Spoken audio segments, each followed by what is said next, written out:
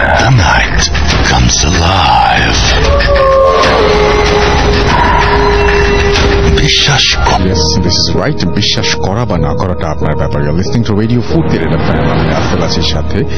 ঘড়িতে সময় আর কোথায় কেমন কি অবস্থা ওয়েদারে, আমার মনে হয় যে এখন সবাই একটু শান্তিমতো ভূত এফএম শুনতে পারবেন এবং আশা করছি যে পুরোটা সময় আমাদের সঙ্গে থাকলে অনেক আনন্দে কাটবে, অনেক ভালো লাগায় কাটবে। শুরু করছি আজকের ভূত এফএম, তবে তার আগে জানিয়ে দিই কিভাবে আমাদের সাথে কমিউনিকেট করবেন। আমাদেরকে যদি আপনারা লিখে পাঠাতে চান ঘটনা, তাহলে আমাদের ইমেল অ্যাড্রেসটা আপনাকে একটু নোট করে রাখতে হবে বা মনে রাখতে হবে। আমাদের ইমেল অ্যাড্রেস হচ্ছে bhutfm@radiofukti.fm, which is bhwtfm@radiofukti.fm। আপনার নাম, ঠিকানা এবং ফোন নাম্বার সহ আপনার জীবনে ঘটা বা আপনার জানা সেরা ঘটনা লিখে পাঠিয়ে দিন আমাদের কাছে। ঘটনার শুরুতে অবশ্যই উল্লেখ করুন যে ঘটনাটি আপনি স্টুডিওতে এসে শেয়ার করতে চান, নাকি আপনি চান আপনার ঘটনা আমরা পড়ে শোনাই। যারা দেশের বাইরে রয়েছেন তারা সরাসরি অডিও ক্লিপ পাঠাতে পারেন বা লিখেও পাঠাতে পারেন ঘটনাটি আপনাদের উপরে। আমাদের দুটো ফেসবুকে টিক দেওয়া আছে, so it's very easy to find out. আর আরেকটা হচ্ছে আমাদের www.facebook.com/bhutfm.russell স্পেলিংটা একই সাথে। আপনি যদি আমাদের ভেরিফাইড পেজটায় যান তাহলে এই পেজের লিংক পাবেন এবং আপনি আমাদের যে পেজটায় যে আপনি ল্যান্ড করবেন সেই পেজে গেলে আপনি দেখবেন যে রাইট সাইডে একটা বাটন আছে যেখান থেকে আপনি সরাসরি আপনার ঘটনা পাঠানোর জন্য ইমেল করতে পারবেন। It's very easy. সো আপনি জাস্ট যে খবরটি হচ্ছে যে যারা ভূত এফএমের লিসেনার স্পেশালি তাদের জন্য এই খবরটি, অ্যান্ড ইটস ভেরি ইম্পর্টেন্ট খবরটা আপনাদের জন্য। সেটা হচ্ছে ভূত এফএমের লিসেনারদের জন্য একটা সুযোগ আসছে সামনে। তার আগে বলি যে অ্যানিভার্সারির কথাটা শুনলে আপনাদের কি মনে হয়? আমার তো মনে হয় যে অ্যানিভার্সারির যে কথাটা এটা শুনলেই আমার মনে হয় যে আপনাদের সবার মনটা ভালো লাগায় ভরে যায় এবং মনে হয় যে একটা উৎসব মুখর কিছু একটা ঘটবে, মনে হয় যে কিছু একটা ইভেন্ট আপনার জন্য ওয়েট করছে, তাই না? এরকম একটা জিনিস কিন্তু আমাদের সবারই মনে হয়। আর সেটা যদি 5 বছরের হয় তাহলে তো কথাই নাই। আমি কিন্তু বলছি দারাজের 5th অ্যানিভার্সারি ক্যাম্পেইন নিয়ে, এবং এইটা এই সেপ্টেম্বর 6 সেপ্টেম্বর, অর্থাৎ সেপ্টেম্বর মাস তো পড়েই যাচ্ছে, 6 সেপ্টেম্বর দারাজ পা দেবে 5 বছরে। আর সেই উপলক্ষে দারাজ ভূত এফএম এর লিসেনারদের জন্য গিফট দিচ্ছে এবং এটা একটা অ্যামেজিং ভাউচার কোডটিও খুব ইজি মনে রাখার জন্য আপনাদের। সেটা হচ্ছে ভূত 500। আমি স্পেলিংটা বলে দিচ্ছি BHOOT, তারপরে 500। আর অবশ্যই আপনাদের ভাউচারটি ব্যবহার করতে হবে 6 থেকে 14 সেপ্টেম্বরের মধ্যে। সো যাদের দারাজ অ্যাপ নেই তাড়াতাড়ি করে যেটা করতে হবে সেটা হচ্ছে দারাজ অ্যাপটি ডাউনলোড করে ফেলতে হবে এবং আপনি পেয়ে যাবেন 500 টাকা ডিসকাউন্ট 3000 টাকার উপর।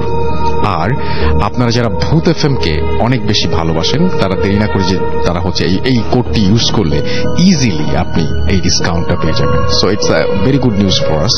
আমাদের সবার মনে হয় যে এই অ্যাডভান্টেজটা নেওয়া উচিত এই অ্যানিভার্সারি উপলক্ষে, যে আমাদের যে আমি বলবো একটা গিফট, সো এটা নেওয়া উচিত। যাই হোক, আমরা চলে যাব ঘটনায় এবং আমি বললাম যে কিভাবে আমাদের সাথে ফেসবুকে আপনারা কানেক্টেড থাকবেন, কিভাবে আমাদেরকে ইমেইল করবেন। আর পুরোটা সময় তো এমনি আমাদের সঙ্গে থাকছেনই।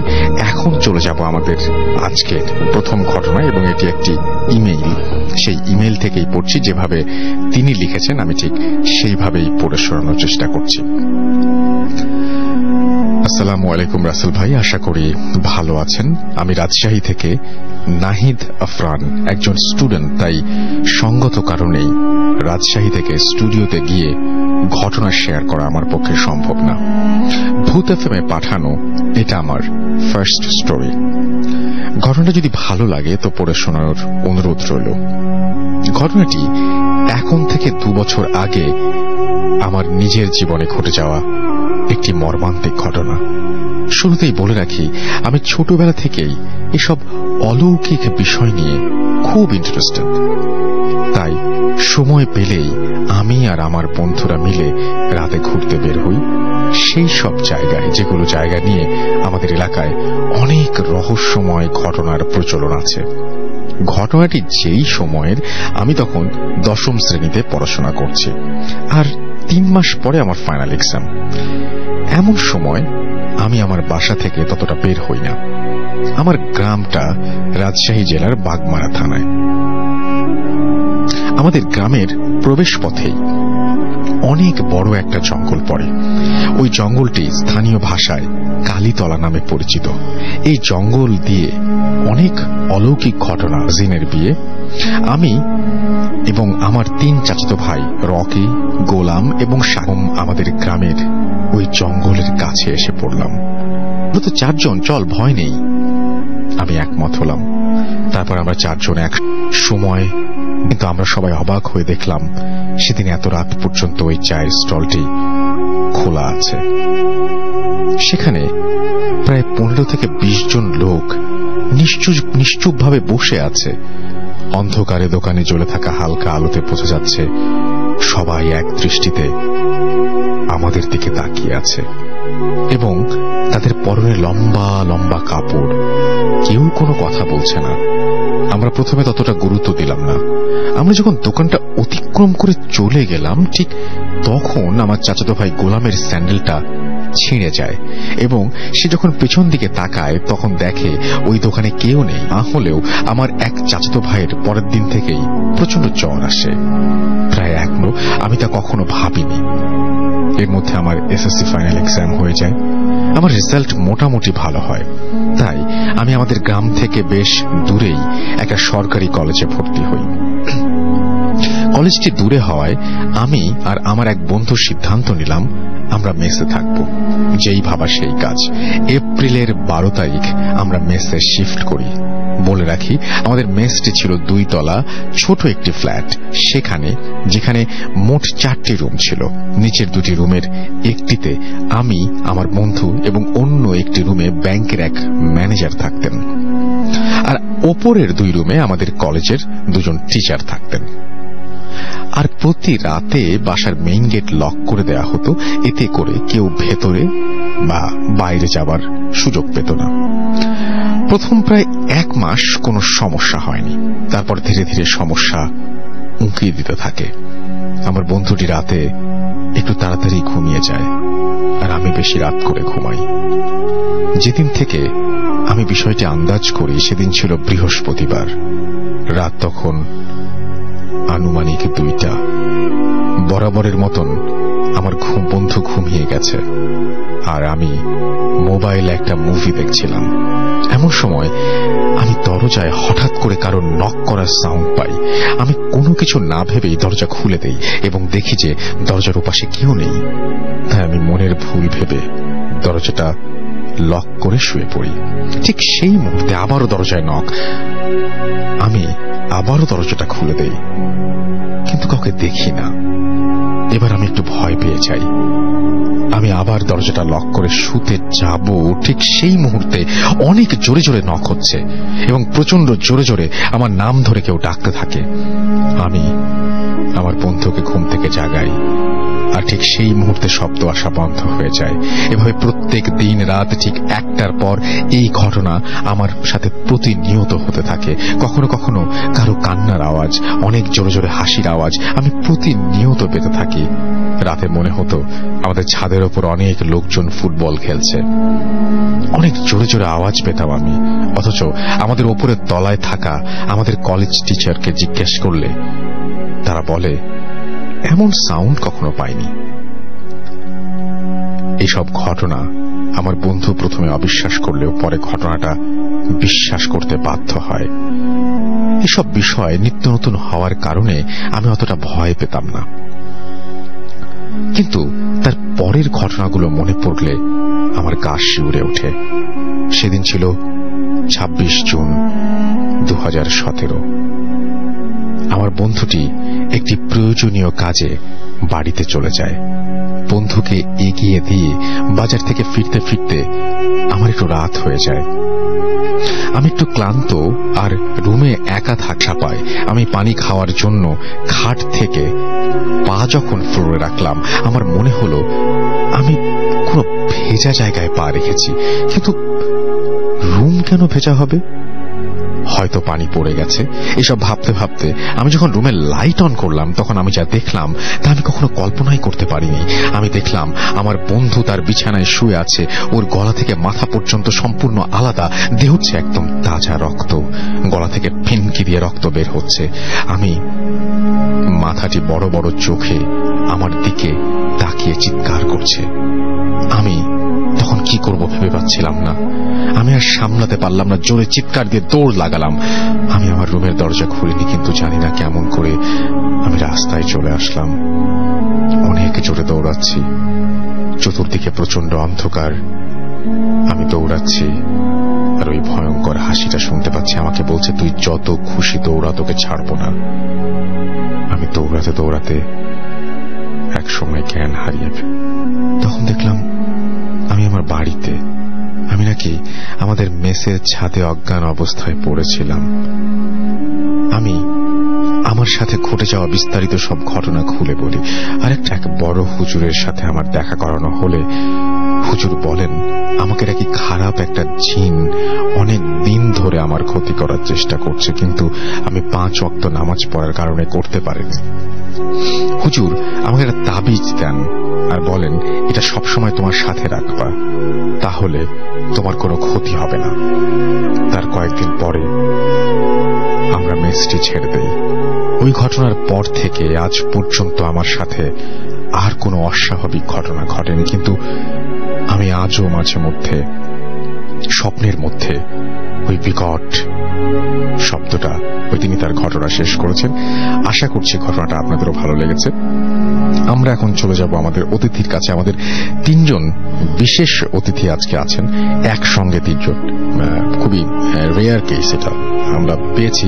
এবং শুরু করব কাকে দিয়ে? হ্যালো রাসেল ভাই। হ্যালো বাবু ভাই, আসসালামু আলাইকুম। ওয়ালাইকুম আসসালাম।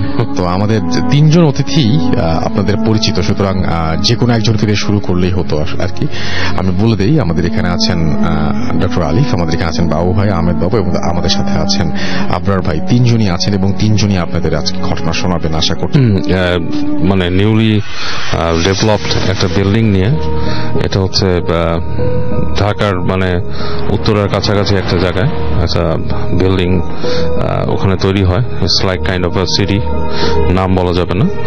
যাই হোক, ওখানে যখন নাকি বিল্ডিং গুলো তৈরি হয় তখন আমার পরিচিত আর কি, আমার এক স্টুডেন্ট, ওরা ওখানে আর কি আপনার অ্যাপার্টমেন্ট কিনে। তো যখন জায়গাটা ডেভেলপ হচ্ছে তখন ওরা দেখতে গিয়েছিল জায়গাটা বেশ ওয়েল অ্যাকচুয়ালি ফ্যাসিলিটেড জায়গা, সবকিছুই আছে এবং সব মানে খুব সুন্দর আর কি। তো যাক, তো ওরা যেখানে বিল্ডিংটা কিনে সেটা মানে বেশ মানে ইসের লাইক লাস্টের দিকে আর কি বিল্ডিংটা পড়ে, এবং ওই বিল্ডিংটার মানে তখনও ওই ব্লকগুলো আর কি যেখানে কাজ হচ্ছে সেটা পুরো কমপ্লিট হয় নাই আর কি। তো যাই হোক, ওর বাবা কথা বলার কারণে, এই কমপ্লেক্সের ওদের সাথে কথা বলার কারণে ওদের বিল্ডিংটার মধ্যে যদিও লাইক সবগুলো অ্যাপার্টমেন্টের কাজ শেষ হয় নাই, লাইক নিচের দিকে মাত্র কয়েকটা অ্যাপার্টমেন্ট কমপ্লিট হয়েছে। ওদের 8 তলা না 9 তলায় জানি এরকম, আমি ফরগেট, মানে পুরোপুরি আমি ক্লিয়ারলি মনে করতে পারছি না ফ্লোরটা। ওখানে ওদের আর কি কাজটা মানে শেষ করে দেয়, মানে বলে যে এটা আমরা কমপ্লিট করে দিব, আপনি উঠে যেতে পারবেন। তো ওর বাবা মোটামুটি ওই জায়গাটা কমপ্লিট করার পরে ওরা একদিন সময় মতো ওই বিল্ডিং এ উঠে যায় আর কি। তো যাক, ওর কথা হচ্ছে যে জায়গাটা খুবই সুন্দর ছিল, এন্ড যখনই বেরোতো দেখা যেত যে রাতের বেলা বেশ কোয়াইট একটা নাইস এনভায়রনমেন্ট লাগছিল। যাই হোক, তো বাসাটা যখন উঠে ওদের ফ্যামিলিতে ছিল ওর বোন আর ওর একটা ছোট ভাই, একদম ছোট নিউবর্ন, লাইক নিউবর্ন বলতে ঠিক না, লাইক 3-4 বছর বয়স হবে ভাইটার। আচ্ছা, ওইভাবে করে রেডি করে রেখেছে। ওখানে ক্রিব আছে, রকিং ছিল, ওখানে আলাদা থাকবে ভাই। আচ্ছা, তো ওরা ওই বাসায় ওঠে এবং ওঠার পর থেকে ওই বাসার মধ্যে ওরা মানে ওর কাছে খুব একটা মানে ফিশি ফিলিংস হয়। তারপর টান দিয়ে একদম সোজা ওদের ফ্লোর পর্যন্ত ওঠার একটা ব্যবস্থা ওরা করছে। তো মাঝে মাঝে দেখা যাচ্ছে লিফট বন্ধ, তো সিঁড়ি দিয়ে উঠতে হতো আর কি। জি, তো সিঁড়ি দিয়ে যখন উঠতো তখন দেখতো যে সিঁড়ি দিয়ে বেশ মাঝখানের ফ্লোর গুলা বেশ অন্ধকার এবং বিশাল একটা কমপ্লেক্সের মধ্যে সিঁড়ি দিয়ে যখন উঠতেছে, তো অন্যান্য ফ্লোর গুলা যেখানে আছে সেগুলো দরজা লাগানো ছিল না, বেশ দেখা যেত হু হু হু করে বাতাস এরকম খেলা করতো মাঝখানে। তো জিনিসটা ওর কাছে মানে খুব মানে বেশ গা শিরশিরানি লাগতো আর কি। আচ্ছা, তো ওখানে ওঠার 3-4 দিন পর একদিন রাতের বেলা এরকম ও উঠতেছে সিঁড়ি দিয়ে। তো যখন সিঁড়ি দিয়ে উঠতেছে, ওঠার পরে মনে করেন যে প্রায় 5-6 তলার মতো উঠছে আর কি। তো এরকম একটা কাছাকাছি ফ্লোরে এসে হঠাৎ করে দেখলো যে ওখানে যে লাল লাইট লাগানো ছিল, মানে আমরা যে ফিলামেন্টের যে বাল্বগুলো ব্যবহার করি, ওইটা পিট পিট পিট পিট করে ঠাস করে নিভে যায় লাইটটা। আচ্ছা, তো লাইটটা যখন নিভে যায়, তোর কাছেও মনে হয় এটা হতে পারে ভোল্টেজ ফ্ল্যাকচুয়েশন করছে বা কিছু, কিন্তু সিনটা ওর কাছে একটু সিনেম্যাটিক লাগছে, মানে সিনেমায় যেরকম দেখে। তো সে খুব মজা পাইছে আর কি। আচ্ছা, মজা পেয়ে বলে যে এটা কি মানে মনে হচ্ছে একটা ভৌতিক ব্যাপার, হ্যাঁ আমি এটা একটা বলতে পারবো বাসায় যে যেরকম লাইট নিভে গেল। তো এটা চিন্তা করে ও যখন সিঁড়িতে উঠছে রাসেল ভাই, তখন ও দেখলো যে বাতাস, প্রচন্ড বাতাস, যতটুকু না বাতাস নর্মালি উপরে হচ্ছিল তার থেকে বাতাসটা বেড়ে গেছে, এবং বাতাসটা বেড়ে যে লাইক ওর সামনে একটা সার্কেলের মতো, কুশনের মতো বাতাস ওখানে ঘুরতেছে জাস্ট ওই জায়গাটার মধ্যে। তো ওখানে ও দাঁড়ায় যায়, কিছুক্ষণ চিন্তা করে যে এই বাতাস কি জন্য হচ্ছে, এটা কি কোনো ভৌতিক কোনো কিছু নাকি। তখন চিন্তা করলো যে এরকম বাতাস তো মাঠে ঘাটেও অনেক দেখে গরমকালে। তো ও এটা চিন্তা করে না, হেঁটে যায়, এবং হেঁটে যখন যায় ও ঠিক বাতাসটাকে ক্রস করে যায়। আচ্ছা, এবং বাতাসটাকে যখন ক্রস করে যায়, ওর হঠাৎ করে ওর শরীরটা ঝিমঝিম করে ওঠে, মানে ইটস অ্যান আনইউজুয়াল ফিলিং তার হয়, এবং লাইক মানে পুরো শরীরটা কাটা দিয়ে ওঠে, এবং মনে হচ্ছে যে কেউ ওর ঘাড়ের কাছে চেপে ধরছে, এরকম একটা ফিল হয়। তো ও মোটামুটি একটু অস্বস্তি ফিল নিয়ে আস্তে আস্তে আস্তে উপরে চলে আসে, এবং যখন উপরে আসতে থাকে এরপরে প্রতিটা পদক্ষেপে সে ভয় পাওয়া শুরু করে। লাইক ওর মনে হচ্ছে যে সামথিং ইজ ফলোইং হিম, এরকম একটা ফিল নিয়ে সে উপরে ওঠে, এবং উপরে উঠে বাসার মধ্যে আসে। বাসায় এসে গেট নক করে, নক করার পর অনেকক্ষণ পরে ওর মা গেট খুলে বলে কি হয়েছে তোমার এরকম লাগতেছে কেন তোমাকে? তো বলে যে আমি এরকম উঠছি, এরকম মাকে বলে যে আমি এরকম দেখছি। তো তখন আর ওই লাইট বন্ধ হওয়ার ব্যাপারটাও সে মজা করে বলে না, তখন মনে হচ্ছে ওর কাছে ভয় লাগতেছে, সেভাবে করেই বলে। তো বলার পর ওর মা বলে যে বাবা এইভাবে তো ঠিক না, তুমি রাতের বেলা এইভাবে উঠছো, এরকম বাতাসে ঘূর্ণি দেখছো, এগুলোর মধ্যে দিয়ে হাঁটা ঠিক না, অনেক কিছু খারাপ থাকে এসে। তোর মা ওকে করে কি পানি পড়ে সেটা খেতে দেয়। তো সেটা করেও তার কাছে শান্তি লাগতেছিল না, ও এটা পানিটা খাওয়ার পরে রাতের বেলা ও রাতে ঘুমাতে যায় আর কি বাসায়। মানে যখন রাতে ঘুমাতে যায় অনেকক্ষণ কম্পিউটার ব্রাউজ করে, লাস্টে যখন একটু ঘুমাইছে লাইট নিভাই দিছে। তখন আসলে অনেকক্ষণ পর ওর মনে হচ্ছে যে ওই যে রুমটা যেখানে ওর ভাইয়ের থাকার কথা, সেখান থেকে ওর ভাইয়ের শব্দ শুনতেছে। লাইক মানে বাচ্চাদের যেমন যে একটা শব্দ, হ্যাঁ লাইক বাচ্চারা করে না, শব্দ করে মানে কথা বলে অস্পষ্ট টাইপের, ওই ধরনের একটা শব্দ শুনতেছে। তো মানে ভাই ওখানে করতেছে, ভাই তো আমার রুমটা হচ্ছে বামে বেরো করিডোর দিয়ে একটু দূরে, এত সহজে শব্দ শোনার কথা না। তো করে কি বিছানার থেকে উঠে আস্তে আস্তে করে গেট খুলে। তো গেটটা যখন খুলে ও ফিল করে যে করিডোরের মধ্যে কিছু একটা বসা, ওই পুরো করিডোরটার মধ্যে কিছু একটা বসে আছে, লাইক মানুষ বা কিছু একটা, কিন্তু যেটা কোনো মানে ও দেখতে পাচ্ছে না কিছু, কিন্তু মনে হচ্ছে কিছু একটা বসা। তো যাই হোক খুব ভয় পেয়ে আস্তে আস্তে যায়, দেখে যে শব্দটা ঠিক ওর ভাইয়ের যে রুমটা সেখানে, ওখান থেকে আসতেছে, এবং গেটটা লাগানো না, ভেজানো গেট, মানে একটু চাপানো, একটু খোলা। তো তখন চিন্তা করতেছে যে আম্মু কি কোনো কারণে ওকে এই রুমে রেখে গেছে বা কিছু, ও মানে হঠাৎ করে মানে একটু অন্যরকম চিন্তা করে। তো হেঁটে যায়, যে কি করে গেটটার কাছে যখন যায় তখনও মানে স্পষ্ট শব্দ শুনতেছে ওর ভাইয়ের সেই ছোট বাচ্চার গলা। যখন ঠেলা দিয়ে ঢুকার পর দেখে যে শব্দটা বন্ধ হয়ে গেছে, কেউ নাই, কিন্তু ওই যে কোণার মধ্যে যে চেয়ার রাখা সেইখানে সে তাকায় যে একটা অবয়ব বসা। ইটস লাইক চেয়ারের উপরে কেউ বসে আছে, এবং লাইক পাটা মাটিতে না, পাটা লাইক উঁচু করে বসা, এবং ওই মুখের জায়গাটা কিছু দেখা যাচ্ছে না, মুখের জায়গাটা চোখের মতো দেখা যাচ্ছে, এবং চোখটা লাইক আগুনের চোখের মতো। এবং এটা দেখার পরে ওর গা একদম শিরশির করে ওঠে, এক লাফ দিয়েও বের হয়ে আসে রুম থেকে যখন চলে আসে ওর কাছে মনে হয় যে ওই করিডোরের মধ্যেও কেউ একজন এরকম বসে আছে, ঠিক একই রকম শেপের কিছু একটা। ও লাফ দিয়ে এসে রুমে পড়ে ভয়ে কাঁপতে থাকে, এবং ওইভাবে ওই রাতটা ওর কেটে যায়। এবং ও সকালবেলা মানে দিনের বেলা ওর মাকে এরকম বলে যে আমি এরকম দেখছি রুমের মধ্যে। তোর মা বলে তুমি ওই যে কালকে ওখানে আসছো, তুমি ভয় পাইছো, দুঃস্বপ্ন দেখছো, এরকম কিছু না, মানে ইটস লাইক এটা খুবই নর্মাল জিনিস, তুমি হয়তো ভয় পাইছো, এসে তুমি দোয়া পড়ো, নামাজ পড়ো, এগুলো বলে ওর মা ওকে সান্ত্বনা দেয়। তো পরদিন যখন নাকি ওই বাসার মধ্যেও থাকে, ওর কাছে সারাদিন মনে হয় যে বাসার মধ্যে কেউ একজন আছে এবং ওর দিকে নজর রাখে। ও মানে ও ভালো ফিলই করতেছে না বাসায়, এবং ও সন্ধ্যার পরে একটু বাইরে যেতে চায় চা খাওয়ার জন্য। ও যখন সিঁড়ি দিয়ে নামতে যায় তখন ওর মনে হয় সিঁড়ির গোড়ায় কেউ বসা, এবং ও আবার উঠে আসে। ওই দিন আর নামে না ও বাসার ভেতর থেকে, ও বাসার মধ্যে চলে আসে, এসে ঘরের মধ্যে ঢুকে, ঘরের মধ্যে ওর কাছে ওরকম ফিল হতে থাকে।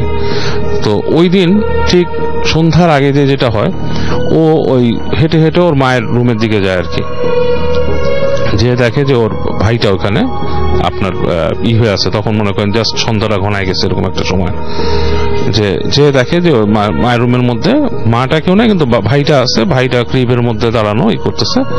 তো ও যখন কাছে যায়, ওর ভাইটা ওকে দেখে একদিকে তাকায় থেকে, মানে ওর দিকে তাকায় একটা চিৎকার করে পুরো নীল হয়ে যায়, গায়ে কাঁদতে থাকে ওর ভাইটা, মানে সিরিয়াস কাঁদতে থাকে।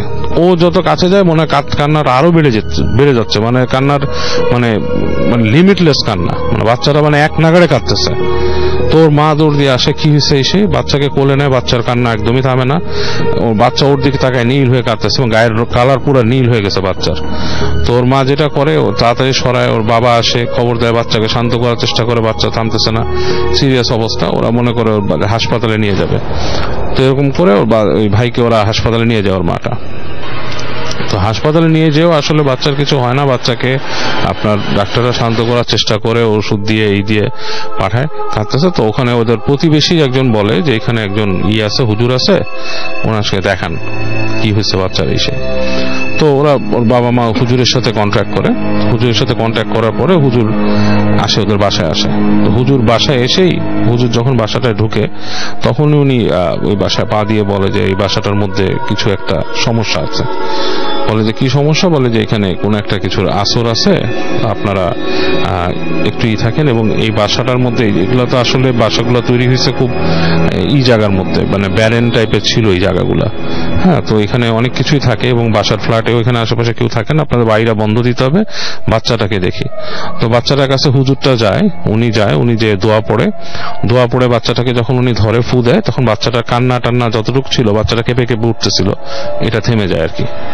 তখন উনি দোয়া পড়ে বাচ্চাকে ফু দেয় এবং ওই যে কায়তন পড়ে যায়, ঝেড়ে দেয়। এবং ওই হুজুর কি করে, ওই বাসাটাকে আপনার বন্ধ করে দেয়। উনি দোয়া পড়ে করে ওনার কিছু প্রসিজার করে উনি বাসাটাকে বন্ধ করে দেয়। বন্ধ করে দিয়ে বলে যে আপনারা একটা জিনিস সাবধানে থাকবেন, যে যেহেতু এখানে বাচ্চা আছে, আপনারা খুব সাবধানে থাকবেন। ছোট বাচ্চাদেরকে এরকম দুষ্টু জিনরা অনেক ডিস্টার্ব করে, ভয় দেখায়, এই সেই। আর ওই উনি তখন এগুলো বলে বাসাটা বন্ধ করে যখন উনি যাচ্ছে, তখন উনি ওই ভাইটার দিকে নজর পড়ে আর কি, আমার স্টুডেন্ট যেটা ছিল ওর দিকে নজর পড়ে, বলে কি যে ওর এরকম অবস্থা কেন। ও তখন বলে যে ওর কাছে যে ফিলটা হচ্ছিল ওই হুজুরকে দেখে, ওর কাছে খুব রাগ লাগতেছিল হুজুরটাকে দেখে, মানে অস্বস্তি ফিল হচ্ছিল যে কেন এই লোকটা এখানে কি করতেছে, মানে সে মানে অসহ্য লাগতেছিল। যদি অসহ্য লাগার তার কোনো কারণ নাই। হুজুর তাকে দেখে অনেকক্ষণ তাকায় থেকে বলে কি ওর কি কোনো সমস্যা আছে, ও কোথায় গেছিল। তখন ওর মা বলে যে না এরকম না, বাট ও কয়েকদিন আগে এরকম ভয় পাইছে। তখন হুজুর ওকে বলে যে ওকে আমার ঝাড়তে হবে।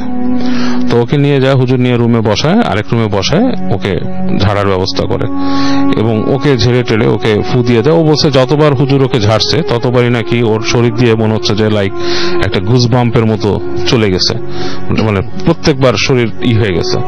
এবং এক পর্যায়ে লাইক খুব প্রশান্তি আসছে, মানে ঘুমের মতো, মানে লাইক মনে হচ্ছে যে ঘুমায় যাবে এরকম একটা পজিশন।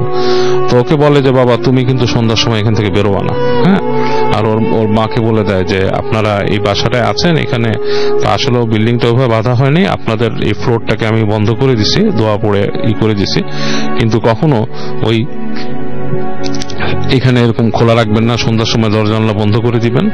এবং এরকম বলে উনি হুজুরটা চলে যাও, দোয়া দিয়ে যায় এবং কিছু ওই যে দোয়া টোয়া টানায় রাখতে বলে বাসা। তো এবং বলে যে অনেক রকম ফেস করবেন প্রবলেম, বাট বাসার মধ্যে কিছু হবে না। তো আমার স্টুডেন্ট বলছে যে ও যেটা দেখতো, তারপরেও রাসেল ভাই দেখতো কি যে মাঝে মাঝে ওদের বাসার যে জানালা আছে না, ওর যে বাসার যে জানালাটা, ওই জানালাটার মধ্যে নক হতো, টক টক টক টক টক টক করে নক করতো রাতের বেলা। এবং জানালা তো বুঝেন 8 তলার উপরের জানালা, বাইরে কিন্তু কিছুই নাই, লাইক একটা ছোট সানসেটের মতো কার্নিশ আছে আর কিছুই নাই। ওইখানে টক টক টক টক টক করে করে নক করতো। নক করলে মানে মনে হতো যে কেউ জানি এখানে আসে, লাইক জানালার উপর নক করতো, তারপর দরজার মধ্যে আঁচড় কাটতো। হ্যাঁ, তারপরে একদিন যেটা হয়েছিল যে ও নাকি মানে বের হয়েছে করিডোরে, ওখান থেকে ডাইনিং স্পেসে যাবে, ওখান থেকে ওই গেটের পাশ থেকে মনে হচ্ছে কেউ নাম ধরে ডাকতেছে এবং ও শীষ দিয়ে নাম ধরে ডাকার মতো। এবং ও ডাকটা এমন ছিল যে ওর কাছে খুব কিউরিয়াসিটি হচ্ছিল যে ও যায়, যে দেখুক যে ঘটনাটা কি, কিন্তু সে যে দেখে নাই। তো এরপরে একদিন ও ছাদে উঠছিল ওই বাড়ির, ছাদে উঠে ওর কাছে খুব উইয়ার্ড ফিলিং হয়েছে এবং সামহাও ও নেমে আসছে। তো আলটিমেটলি পরবর্তীতে আস্তে ধীরে বাসাটার মধ্যে মানুষ আসছে এবং ওদের বাসায় ঝামেলাগুলো কমে গেছে। তবে এখনো নাকি মাঝে মাঝে ওদের বাসার মধ্যে মনে হয় যে ওদের উপরতলায় যেটা ছাদটা, ওদের 2-3টা ফ্লোর উপরে, সেই ফ্লোরে বাসিন্দারা বলে যে ছাদের উপরে এখনো মনে হয় রাতের বেলা কেউ দৌড়াদৌড়ি করে, লাইক আপনার বাচ্চারা খেলাধুলা করে না, দৌড়ায়, সেরকম দৌড়াদৌড়ি করতেছে ছাদে, কিন্তু কেউ গেলে নাকি কাউকে দেখে না। এই হচ্ছে কাহিনী। ওকে, থ্যাংক ইউ সো মাচ বাবু ভাই, থ্যাংক ইউ। আপনার প্রথম ঘটনার জন্য অনেক অনেক ধন্যবাদ। আমরা এরপরে যেটা করব সেটা হচ্ছে আমরা এরপরে ডক্টর আলিফের কাছে যাব এবং ডক্টর আলিফের কাছে একটা ঘটনা শুনে আসবো। তার আগে ছোট্ট একটা বিরতি নিব, খুবই অল্প সময়ের বিরতি, সুতরাং কেউ যাবেন না কোথাও, এখনই চলে আসবো আবারও। স্টে টিউনড রেডিও ফুর্তি FM এন্ড ডু ফুর্তি। দারাজে চলছে বর্ষপূর্তি উৎসব। আপনাদের সবার প্রিয় দারাজ 5 বছরের পদার্পণ উপলক্ষে নিয়ে এলো 5th অ্যানিভার্সারি ক্যাম্পেইন 6 থেকে 14 সেপ্টেম্বর পর্যন্ত। দারাজে চলবে বিশাল ডিসকাউন্ট, আর এখনই ডাউনলোড করুন হ্যাপি শপিং। দারাজে চলছে বর্ষপূর্তি উৎসব। আপনাদের সবার প্রিয় দারাজ 5 বছরের পদার্পণ উপলক্ষে নিয়ে এলো 5th অ্যানিভার্সারি ক্যাম্পেইন 6 থেকে 14 সেপ্টেম্বর পর্যন্ত। দারাজে চলবে বিশাল ডিসকাউন্ট, আর এখনই ডাউনলোড করুন happy shopping. Face it, Radio Money Furti. Radio Furti. Hoot FM. The night comes alive. বিশ্বাস করা না করাটা আপনার ব্যাপার।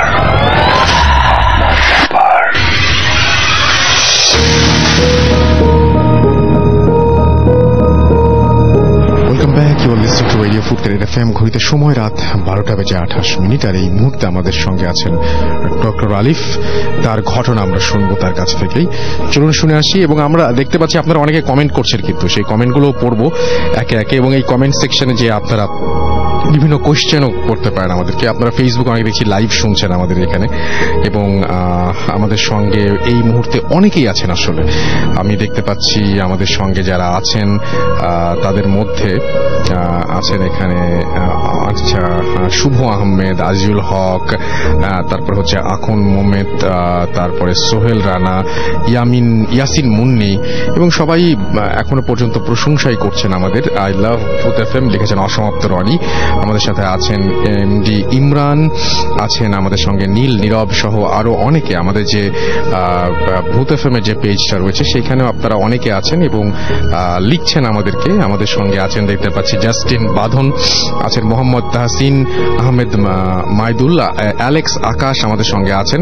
আমাদের সঙ্গে আছেন আকাশ বলছেন যে আলিফকে দেখতে খুব হ্যান্ডসাম লাগছে ছবিতে। ওকে, রেনেসা তাসনিম আমাদের সঙ্গে আছেন। আমাদের সঙ্গে আছেন MD শাহরিয়ার তন্ময়, বাবু ভাইয়ের গল্পটা অলওয়েজ বেস্ট তিনি জানিয়েছেন। আমাদের সঙ্গে আছেন RF ফারহান আহমেদ হাসান, এবং আমাদের সঙ্গে আছেন ওয়াসি রাকেশ। আমাদের সঙ্গে তিনি বলছেন বাবু ভাই কোনটা, এটা এখানেই কেউ বলে দিবেন আপনাদেরকে।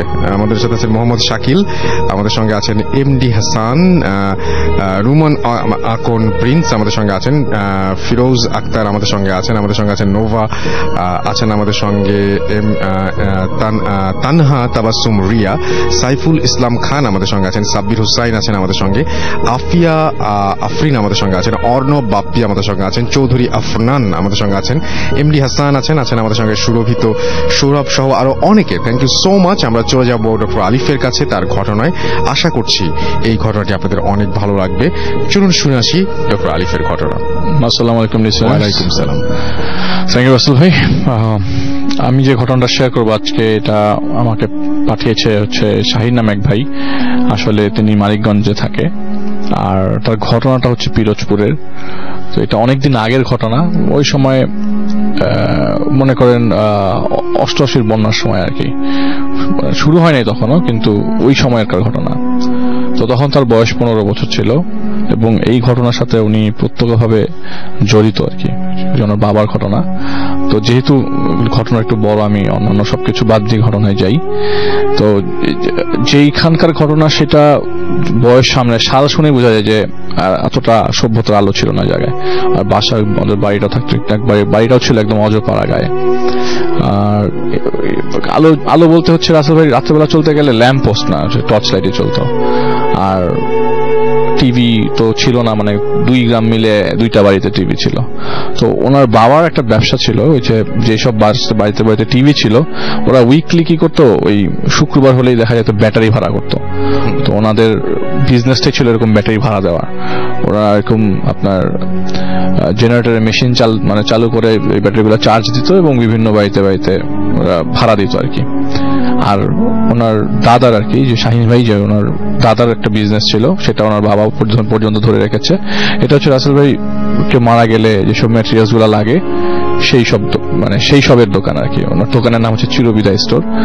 আর ওই দোকানে এরকম কফিন, কর্পূর, তারপরে তুলা, কাফনের কাপড়, তারপরে আপনার আগরবাতি, মোমবাতি, ডিয়াসলাই, এগুলি অ্যাভেলেবেল ছিল।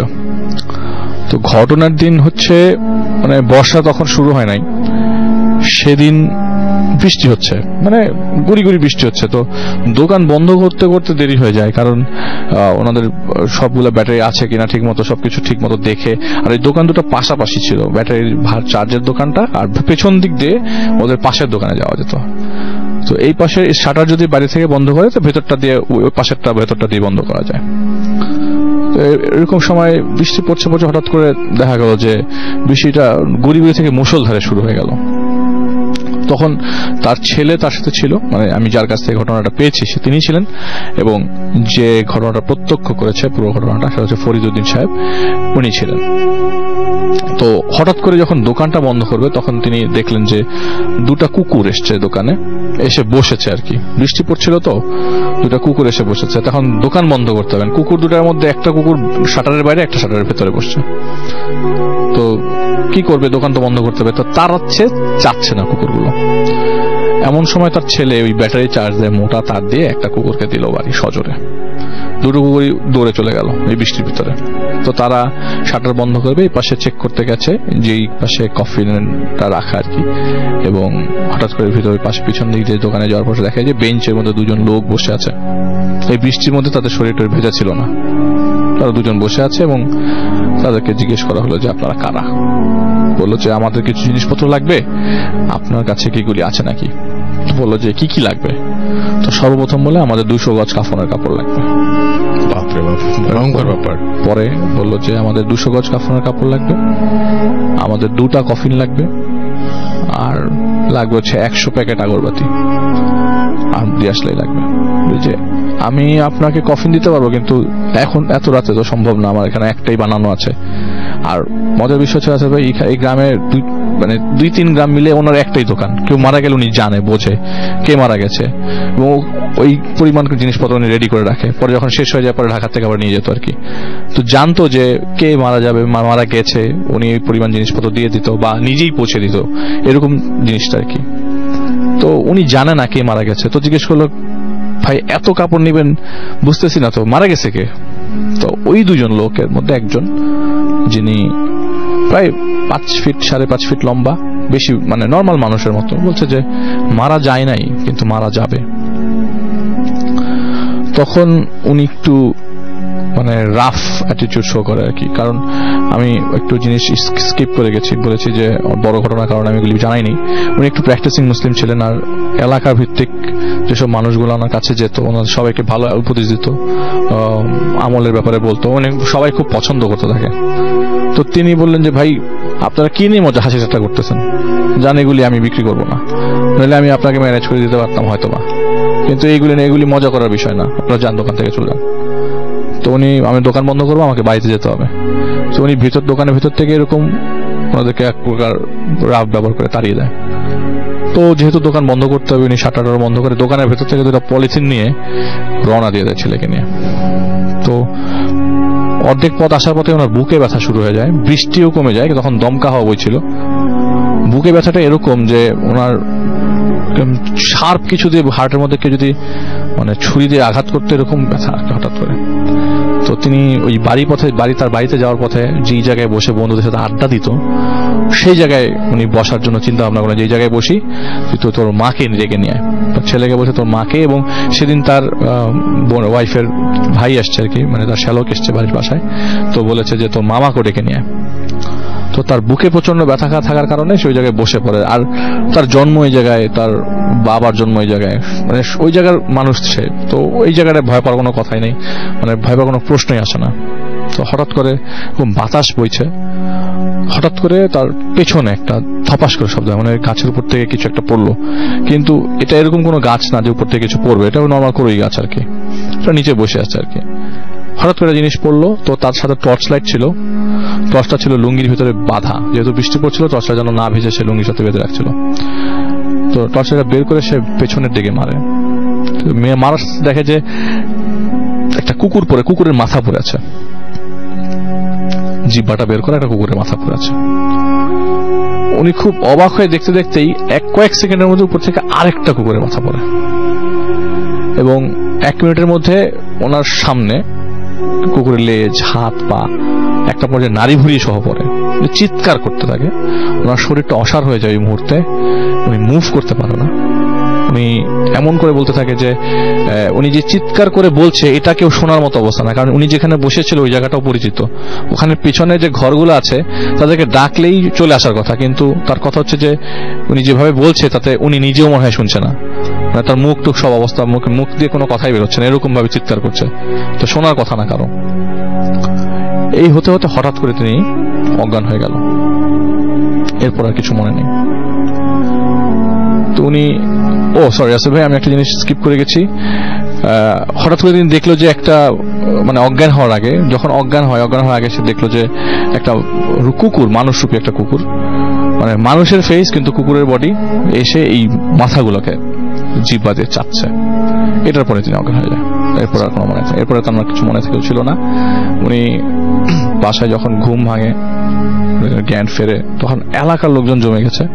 তো জিজ্ঞেস করে যে তোর এইরকম কেন হলো, হঠাৎ করে কি অবস্থা? তো বললো যে, মানে প্রথমে বলতে যাচ্ছিল না, প্রেসার দিয়ে বলল যে আমি এরকম জিনিস দেখেছি। সে এটা কথা বলে নাই যে দোকানে তার 2জন লোক এসেছে, এসব কথা তিনি গ্রামবাসীর কাউকে বলে নাই। তো বলেছে যে এরকম অবস্থা, আমি গাছের নিচে এইসব জিনিস দেখেছি। তো বলে যে ভাই তুই, তোর বুকে ব্যথা ছিল, হয়তো বেশি এক্সটেন্সিভ প্রেসারের কারণে তুই কিছু উল্টাপাল্টা দেখছিস, সেটা কোনো কিছু না ভাই, টেনশন করিস না, কোনো কিছু হবে না। ওই দিন রাতের থেকে তার 102 ডিগ্রি জ্বর, জ্বরটা এমন যে প্রায় 3-4 দিন তাকে ভোগায়, এবং জ্বরের অবস্থায় উনি যে বিলাপগুলো পারে, সেখানেও তিনি বারবার নাকি এরকম ভাবে বলেছে শুয়ে অবস্থায় যে তোরা আমাকে মারিস না, এই তোরা দূরে থাক, আমার কাছে আসিস না, এরকম কিছু আর কি। তো বাসার সবাই মনে করেছিল উনি মারা যাবেন আর কি, কারণ যে অবস্থায় বিলাপ পাওয়া শুরু করেছে, আগেকার লোকজন মনে করতো যে এরকম অবস্থা থাক মানে ভালো না, ভালো লক্ষণ না। তো একটা পর্যায়ে উনি সুস্থ হয়ে ওঠে আস্তে আস্তে 4-5 দিন পর। সেদিন মানে টেনশনটা এরকম ছিল যে ওনার তো ব্যবসায়ী হচ্ছে ওই ব্যাটারির দোকানটা, তো অনেকগুলো বাসায় ব্যাটারি চলে যায় আর কি, চলে যাওয়ার কারণে মানে রিসিভ করতে পারছে না। ওই মুহূর্তে দোকান চালাচ্ছিল তার শ্যালক আর তার ছেলে মিলে একসাথে চালাচ্ছিল। তো ব্যাটারিগুলোকে উঠাতে হবে, রিসিভ করতে হবে, এই নিয়মটা ওই জানতো না দেখে সে এই শরীর খারাপ নিয়েও সেদিন দোকানে যায়। দোকানে যাওয়ার পর তার শ্যালককে বলে যে এইখান থেকে লিখে দেয় এইসব জায়গা থেকে তোকে ব্যাটারিগুলো তুলতে হবে, নইলে ব্যাটারিগুলো আবার চার্জ দিতে হবে, নইলে তার তো ব্যবসায়ী ব্যাটারিগুলোই। তো যাই হোক, উনি এরকম অবস্থায় কথা বলতে বলতে সন্ধ্যার সময় মাগরিবের ওয়াক্তের একটু আগে 6জন লোক তার দোকানে আসে। এসে বলে আমাদের 2টা কফিন লাগবে। আপনাকে যে দুজন মানুষ আসছিল অর্ডার দিয়ে গেছিল, আপনি কি রেডি করে রেখেছেন? বলে কই, আমাকে তো কেউ কোনো কিছু অর্ডার দেয় নাই। বলে আচ্ছা ঠিক আছে, যখন অর্ডার দেয় নাই তখন থাক, আপনি একটাই কফিন দেন। মানে 2টা কফিন দেওয়া সম্ভব না, একটা কফিন দেন, আর 2জন মানুষের জন্য কাফনের কাপড় দেন, আর কিছু জিনিসপত্র লাগবে, এগুলি আমাদের এই বাড়িতে পৌঁছায় দেন। তো উনি বলে এই আপনি নিয়ে যান, আর কে মারা গেছে বলেন তো, নাম বলেন তো আমি একটু শুনি। বলে আপনি চিনবেন না, আপনি নিয়ে যান, এটা ওই বাড়ির লোক। তো ওই বাড়ি তো সবাই পরিচিত, মানে তার পরিচিত সবাই। তো ওনারা আর কিছু বলে নাই, ওরা হাঁটা শুরু করে দেয়। তো ডেকে ওনারা কথা শুনে নাই, বলে আমাদের কাজ আছে, আপনারা একটা বাসায় পৌঁছায় দেন, বাড়িতে পৌঁছায় দেন। তো ওই বাড়িতে যেতে ক্ষেতের মাঝখান দিয়ে গেলেও যেতে 20 মিনিট সময় লাগে। তো উনি ভাবলেন যে উনি যেহেতু এরকম ইসলামিক মাইন্ডের একটা মানুষ, ইসলাম প্র্যাকটিসিং মুসলিম আর কি, ঠিক আছে একটা ক্ষেত মাত্র খেদমতের জন্য জিনিসগুলো দিয়ে আসি বাড়িতে। একটা মানুষ মারা গেছে, দেখাও তো বিষয়, দেখারও তো দরকার কে মারা গেল। তখন পর্যন্ত ওনার কাছে এগুলো হিট করে নাই। লাস্ট বার যে দুজন লোক এসছে, ওরা কাফনের কাপড় চেয়েছে, কফিন চেয়েছে, সেগুলি জিনিস অতটা প্রপারলি হিট করে নাই। যেহেতু বাড়ির নাম বলেছে, ওনার বাড়ির দিকে রওনা দিয়েছে জিনিসপত্রগুলো নিয়ে। সাথে ছিল তার শ্যালক। তো শ্যালককে আপনার ওই বাড়িতে ঢোকার পথে এন্ট্রান্সে, মানে প্রবেশের, ওই বাড়িতে ঢোকার প্রবেশের পথে ওই শ্যালককে দাঁড়া করে, মানে দেখি কি অবস্থা, কে মারা গেছে দেখা দরকার। তো বাড়ির ভিতরে ঢুকে দেখে যে কোনো মানুষের শব্দ নেই। একটা বাড়ি থেকে মারা গেলে কান্নাকাটির শব্দ তো দূর থেকেই পাওয়া যায়, কোনো শব্দ নাই, সারা শব্দ নাই, কেউ নাই। ওই জামাইল্লা, ওই রাসেল্লা, কই তোরা, মানে সে পরিচিত আর কি ওই জায়গার। কিন্তু যাদেরকে তিনি চিনে, ওরা কেউ এত জোরে ডাক দেওয়ার পরও শুনছে না। আর তখন মাত্র সন্ধ্যা, মানে সন্ধ্যার পরে মাগরিবের নামাজের পরবর্তী সময়কার এই ঘটনা, কেউ শুনছে না, সে কেউ কোনো কথা শুনছে না। তো উনি দেখলো যে আপনার ওই বাড়ির উঠোনে দুজন মানুষ শুয়ে আছে। ওদের শরীরে কাফনের কাপড় নাই, কিন্তু নর্মাল আপনার বিছানার চাদর টাইপের কিছু দেওয়া, দুইজনই শুয়ে আছে। এবং ওনাদের পায়ের বরাবর, পা থেকে 5-6 ফিট সামনে ওই যে 6 জন এসেছিল, ওই 6 জন দাঁড়ানো। সেই 6 জনের বর্ণনা কি দিব? 6 জন এরকম যে এত লম্বা মানুষ, কিন্তু চেহারার দিকে তাকালে মনে হচ্ছে যে কি জানি দিয়ে তৈরি, এদের চেহারাও দেখা যাচ্ছে না, সব আমি ঝাপসা দেখছি। তো তিনি ঝাপসা দেখছিল আর কি। আর তার শ্যালক ওই গেটের, মানে আপনার প্রবেশ পথে দাঁড়ানো, তাকে এখনো ডাকে নেই, তুই আসিস না আমি না বলা পর্যন্ত। তো ওই 6 জন জিজ্ঞেস করে, কি ব্যাপার, আমাদের ম্যাটেরিয়ালকে নিয়ে আসছেন? বলে হ্যাঁ আমি নিয়ে আসছি। যান ওইখানে সামনে যান। ওই 2 জন যে শুয়েছিল তারা তাকে ডাকে, আপনাকে তো আমরা ভয় দেখাইছিলাম, আপনি কিছু মনে করেন না। আপনাদের ভয় দেখানোর উদ্দেশ্য ছিল না আমাদের, কোনো ধরনের ক্ষোভ টোপ থাকলে আমাদের মাফ করে দেন, নিশ্চান্তই আপনাকে ভয় দেখানো ছিল। তো আমরা চলে যাব, আমরা কিছুক্ষণ পরে চলে যাব। আপনি যদি পারেন আমাদেরকে একটু কলমা পড়ান, আমাদের একটু কালেমা পড়া দেন, আপনি পড়লে আমরা আপনার সাথে পড়বো। তো উনি তো ভাই বুঝতেই পারতেছে যে এখানে আর ভালো কিছু হচ্ছে না, আর যা হচ্ছে তা নর্মাল কিছু হচ্ছে না। উনি সাথে সাথে তার শ্যালককে ডাক দেয় ওইখান থেকে, এই তুই চলে আয় কাছে আয়। তো তার শরীর অসাড় হয়ে যাচ্ছে, সে বসে উঠানে। তো সে কালিমা পড়ে এবং তার সাথে সাথে ওরা 2 জনও রিপিট করে। বাই দিস টাইম বলে যে ঠিক আছে, আপনার ম্যাটেরিয়ালগুলো, যারা শুয়েছিল তারা আপনার ম্যাটেরিয়ালগুলো ওদেরকে বুঝাই দেন। এই বলতে ওনারা 2 জন মনে করেন মানে আপনি কাঠের মধ্যে, যে মরা পাতার মধ্যে পাড়ালে যেরকম শব্দ, ঠিক সেরকম শব্দের মতো একটা শব্দ হলো। এবং ওই 6 জন মিলে একসাথে ইন্না লিল্লাহি ওয়া ইন্না ইলাইহি রাজিউন বললো আর কি। তো সাথে সাথে তিনি বুঝে গেলেন যে ওই এর মধ্যে পাশে ধাক্কা দিয়ে দেখে যে তার শ্যালা না ওই জায়গায় অজ্ঞান হয়ে গেছে, পড়ে গেছে, ওইখানে নাই আর। তাহলে যে এখন যা ঘটবে, হয়তো আমি একদম, আমার একটা খারাপ অবস্থা হবে, না তো আমি মারা যাব। ওই 6 জন তাকে মানে অভয় দিল যে আপনার কোনো ক্ষতি হবে না, টেনশন করে না, আমাদেরকে একটু সময় দেন, আমরা লাশটাকে গোসল করাবো। তো পুরো প্রসেসটা 5 মিনিটের মধ্যে হয়ে যায়। লাশ গোসল করানো, রেডি করানো, সবকিছু 5 মিনিটের মধ্যে হয়ে যায়। আর খাটিয়া যেহেতু একটা নিয়ে আসছে, কিন্তু মজার বিষয় খাটিনার দরকার ছিল না। আপনি রাত্রে একটা কোয়েশ্চেন জিজ্ঞেস করেছিলেন আমাকে যে এত বড় কাফনের কাপড় তাহলে কেন দরকার ছিল। ওই মুহূর্তটাতে এরকমই দরকার ছিল যে কাফনের কাপড়টা এত বড় কেন। তো এখন এখানে নর্মাল একটা মানুষ, 2টা মানুষ শুয়ে আছে। তো এই 5 মিনিটের প্রসিডিউরে বলেছে যে আপনি এখান থেকে নড়বেন না, এখান থেকে যাবেন না। তো বাড়ির পেছনেই কবর হলো, সে কবরস্থ করা হলো, কবর দেওয়া শেষ হলো। বলে ঠিক আছে, আপনাদেরকে আমি আগাই দিই। যেই 6 জন ছিল, ঠিক আছে আপনাকে আমরা আগাই দিই। ওই প্রবেশ পথে তার শ্যালক মানে ঘুমন্ত অবস্থা, কোনো মতে তাকে উঠাইছে, হাঁটায় নিচ্ছে। ওই প্রবেশ পথে যাওয়া মাত্রই বললো যে যেই বাড়ি আসতে, যে বাড়ি থেকে আমার বাড়িতে যেতে মিনিমাম আধা ঘন্টা লাগে হেঁটে, ক্ষেত পার হয়ে যাওয়ার লাগে, সেই জায়গায় আমি এই প্রবেশ পথটা ক্রস করার সাথে সাথে দেখে আমি আমার উঠানে। আমি কই ছিলাম আমি নিজেও জানি না। এই গ্রামের বাড়িটা আমার কাছে পরিচিত, এখানে লোকজন আমার পরিচিত, কিন্তু কেউ কোনো কথায় আমার সাড়া দেয়নি। আমি কোথায় ছিলাম, এরকম সাদৃশ টাইপের কোথাও আমাকে নিয়ে যাওয়া হয়ে গেছিল না, আমি গিয়েছিলাম, উনি জানতো না। তো যাই হোক, উনি অজ্ঞান হয়ে যায়।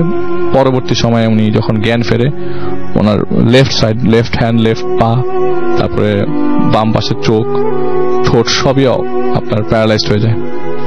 পরবর্তী সময়ে ডান চোখ আর ডান ঠোঁটটা মোটামুটি ঠিক হলেও হাত পা ঠিক হয়নি। ওই অবস্থায় তিনি 1998 সালে মারা যায় আর কি। 98 সালে ফেব্রুয়ারি মাসে মারা যায়। আর এই ঘটনাটা শেয়ার করে ওনার ছেলে, সম্পূর্ণ ঘটনাটা শেয়ার করে ওনার ছেলে। আমি অনেকবার এই ঘটনা ঘটার পর অনেকে বলেছে, কিন্তু রাসেল ভাই ওই মুহূর্তের পরে কিন্তু তাকে আর কোনো কিছু কেউ কারো কোনো ক্ষতি করা ট্রাই করে না। এবং সে যখন একজনের কাছে গেছে জানার জন্য যে তার সাথে ঘটনাটা কেন ঘটেছে, তিনি মানে তার ছেলে বলেছে যে আমরা শুনেছি যে বাবাকে তারা অনেক পছন্দ করত, যে দুজন মারা গেছে তারা বাবাকে পছন্দ করত, এই জন্য হয়তো তার দোকানে যাওয়া, এই জন্য হয়তো তার সামনে দেখা দেওয়া, নাহলে এটা কখনোই সম্ভব ছিল না। এটা ছিল রাসেলের প্রথম story. Okay, thank you so much. Thank you doctor Alif, আপনাকে অনেক ধন্যবাদ। এবং আমরা চলে যাব এখন সরাসরি আমাদের আরেকজন অতিথি আবরার ভাইয়ের কাছে, এবং আবরার ভাইয়ের কাছ থেকে আমরা আরেকটা ঘটনা শুনে আসবো, এবং আশা করছি যে এই ঘটনাটাও আপনাদের কাছে অনেক ভালো লাগবে। চলুন শুনে আসি ঘটনাটি। হ্যালো লিসনার্স, আমি আবরার খান বলছি। রাসেল ভাই, ফার্স্টেই আমি বলে নেই, আমি যে ঘটনাটা আজকে বলবো, এই ঘটনাটা আমার চাচার কাছে শুনতে পাই গত সপ্তাহে, এবং এই ঘটনাটার সাথে আমার পূর্বের চিটাগাংয়ে আমরা একসময় থাকতাম, বলেছি আপনাকে, আমার জন্ম চিটাগাংয়ে। তো আমাদের নিজেদের বাড়ির ঘটনা, আমাদের পুরান বাড়িতে অনেক ঘটনা ছিল যেগুলো এর আগেও আমি ভূতে ফিল্মে এসে শেয়ার করেছি। তো চাচা যখন ওনার বাসায় গেলাম, উনি যখন ঘটনাগুলো আমাকে বললেন, রিসেন্টলি ঘটে যাওয়া কিছু ঘটনা ওই একই বাড়ি নিয়ে, মানে আমাদের পুরান বাড়িটা ভেঙে এখন আর কি একটা ডেভেলপার দিয়ে পরে এটাকে কাজ শুরু করা হয়েছিল, 18 তলা একটা প্রজেক্ট হয়েছিল চিটাগাং ডিসি হিলের কাছাকাছি। এলাকাটার নামটা না বলি, এই কারণ হচ্ছে এইসব ঘটনার ব্যাপারে এলাকার মানুষও কিছু কিছু জানে, যারা জানে যদি আমাদের সাথে থেকে থাকে অবশ্যই বুঝতে পারবে কোন বাড়িটার কথা বলছি, এমন একটা ব্যাপার আর কি। তো এই বিল্ডিংটা করা হয়েছিল হচ্ছে 18 তলা একটা প্রজেক্ট, কিন্তু 11 তলা হওয়ার পর 17 বছর আগে আমরা দিয়েছিলাম প্রজেক্টটা। তো 11 তলা হওয়ার পর এটা থেমে যায়, কারণ হচ্ছে ডেভেলপার কন্টিনিউ করতে পারেনি। তো সঙ্গত কারণে যেহেতু কমপ্লিট করতে পারেনি, পরে দেখা যায় যে প্রথম 3টা ফ্লোর হচ্ছে মার্কেট আমাদের, এর উপর থেকে হচ্ছে অ্যাপার্টমেন্ট কমপ্লেক্স। তো এই মার্কেটে শুধুমাত্র সকালবেলা থেকে 9টা থেকে রাত 8টা পর্যন্ত মানুষ খোলা থাকে, মানুষজন আসা যাওয়া থাকে, এবং বাকি এই 8টা-9টার পর থেকে শুধুমাত্র একটা দারোয়ান থাকে এই প্রিমিসেসের ভিতরে, আর কেউ থাকে না। আর দোতলায় আপনার একটা কমিউনিটি সেন্টার ভাড়া দেওয়া আছে। কমিউনিটি সেন্টারে দেখা যায় অনেক সময় রাত 10টা, 11টা, 12টা পর্যন্ত প্রোগ্রাম থাকে, এবং যখন আপনার অনুষ্ঠান শেষ হয়ে যায় তখন জাস্ট একটা ক্লিনার থাকে, যে কিনা রাত্রেবেলা 2টা-3টা পর্যন্ত সে ক্লিন করে তারপর ক্লোজ করে চলে যায়। তো এরকম একটা সিচুয়েশন আর কি। আর যে দারোয়ানটা ওখানে থাকে সে কখনো পাহারা দেয় না, সে সবসময় বেসমেন্টে একটা রুম আছে, ওখানে গিয়ে ঘুমায়। ঠিক আছে, এই ঘটনাটা চাচা আমাকে বললো যেটা ঘটে গেছে, এটা প্রায় 7-8 মাস আগের ঘটনা। সিরিজ অফ কয়েকটা ঘটনা ছিল, এর ভিতরে 4টা। তো আমি জাস্ট একটু সংক্ষেপে আমি সবগুলো আপনাকে একটু বলে যাচ্ছি, সবাই আশা করি এতে থেকেই বুঝে যাবে কি ঘটেছে ওখানে। আমরা যখন আমাদের পুরান বাড়ি ছিল তখন আমরা জানতাম ওখানে 2টা জিন থাকতো আমাদের পুরান বাড়িতে, আজ থেকে আরো আগে, যখন 30 বছর 35 বছর আগে আমরা যখন ওখানে থাকতাম ওই সময়টা। তো এই জিন 2টা ওখানকার এক হুজুরকে নিয়ে আসার পর অনেক ঘটনার পরে সে বলেছিল এই জিন 2টা আপনাদের কখনো ক্ষতি করবে না, আপনাদের ফ্যামিলির সাথে তারা মিশে গেছে অনেকটা, আপনাদের নানা রকম আলামত দেখাবে কিন্তু কখনো ডিস্টার্ব করবে না। তো বাড়ি ভেঙে ফেলার পর আসলে আমাদের মাথায়ও ছিল না যে এটা কি হয়েছে বা ওগুলা চলে গেছে না কি হয়েছে। তাদের আবার যে রিসেন্টলি তাদের যে ওখানে তারা যে আছে সেটার অস্তিত্ব তারা বুঝিয়ে দিয়েছে কয়েকটা ঘটনা দিয়ে। তো আমি ঘটনায় চলে যাই। আজ থেকে 7-8 মাস আগে এক রাতে মিন্টু নামে আমাদের দারোয়ান যে রাত্রেবেলা ওখানে ডিউটি দেয়, এই মিন্টু বেসমেন্টে তার একটা রুম করে দেওয়া আছে। বিল্ডিংটা যেহেতু আপনার 3 তলা পর্যন্ত কমপ্লিট করা, বাকি পুরা যে 11 তলা পর্যন্ত যা আছে সব হচ্ছে জাস্ট আপনার পিলার করা। তো উপরে সে থাকে না, সে থাকে হচ্ছে বেসমেন্টে। তো বেসমেন্টে তার ওখানে টিনের আর গ্রিলের আপনার একটা ঘের দেওয়া একটা রুমের ভিতরে একটা চৌকি ফেলা আছে, ওখানে ঘুমায় সে। তো মোটামুটি রাত 2টা, 2:30 পর্যন্ত 3টা পর্যন্ত সে বাইরে হাঁটাচলা করে যখন ঘুম পায় নিচে যেয়ে ঘুমায়। তো ঘুমাতে গেছে সে, হঠাৎ করে তার দরজায় খুব সজোরে মানে কেউ লাথি মারছে, ধাক্কাচ্ছে। তো সে ঘুম ভেঙে গেল। ঘুম ভেঙে নিয়ে উঠে নিয়ে দেখলো যে দরজায় বারবার হিট করছে কেউ একজন, এবং বলছে মিন্টু খোল। মিন্টু হচ্ছে চিটাগাংয়ের। এবং তাকে একটা মহিলা কণ্ঠ বলতেছে মিন্টু খোল, এবং চিটং এর ভাষায় বলছে। ঠিক আছে, এই অবস্থানে তখন মিন্টু একটু ভয় ঘাবড়ে গেল যে কি ব্যাপার, এটা কি এত রাত্রে একটা মহিলা এরকম। এর আগে আরেকটা জিনিস বলে রাখি যে টাইম টু টাইম মিন্টু অনেক সময় শুনতে পেত যে ওর পাশেই হচ্ছে একটা গোসলখানা আছে, ওখানে প্রায় রাত্রেবেলা গোসলের শব্দ পেত, কেউ একজন গোসল করছে পানি ঢেলে ঢেলে মগ দিয়ে। তো খোল খোল বলছে, ওই সময় মিন্টু খুলছে না। হঠাৎ করে ওর রুমে একটা ছোট্ট একটা লাইট ছিল অল্প পাওয়ারের, ওটা টিপ টিপ করতে করতে নিভে গেল, এবং ধাকাতে ধাকাতে সে খেয়াল করলো দরজাটা হঠাৎ করে খিল দেওয়া, কিন্তু খিল দেওয়া উপরে হঠাৎ করে দরজাটা ঠাস করে খুলে গেল। খুলে যাওয়ার পর দেখে একটা অবয়ব দেখতে পারলো অন্ধকারের ভিতরে। সে অবয়বটা হচ্ছে একটা মহিলা টাইপের অবয়ব, শাড়ি পরা কোনো একটা মহিলা, খুব বয়স্ক।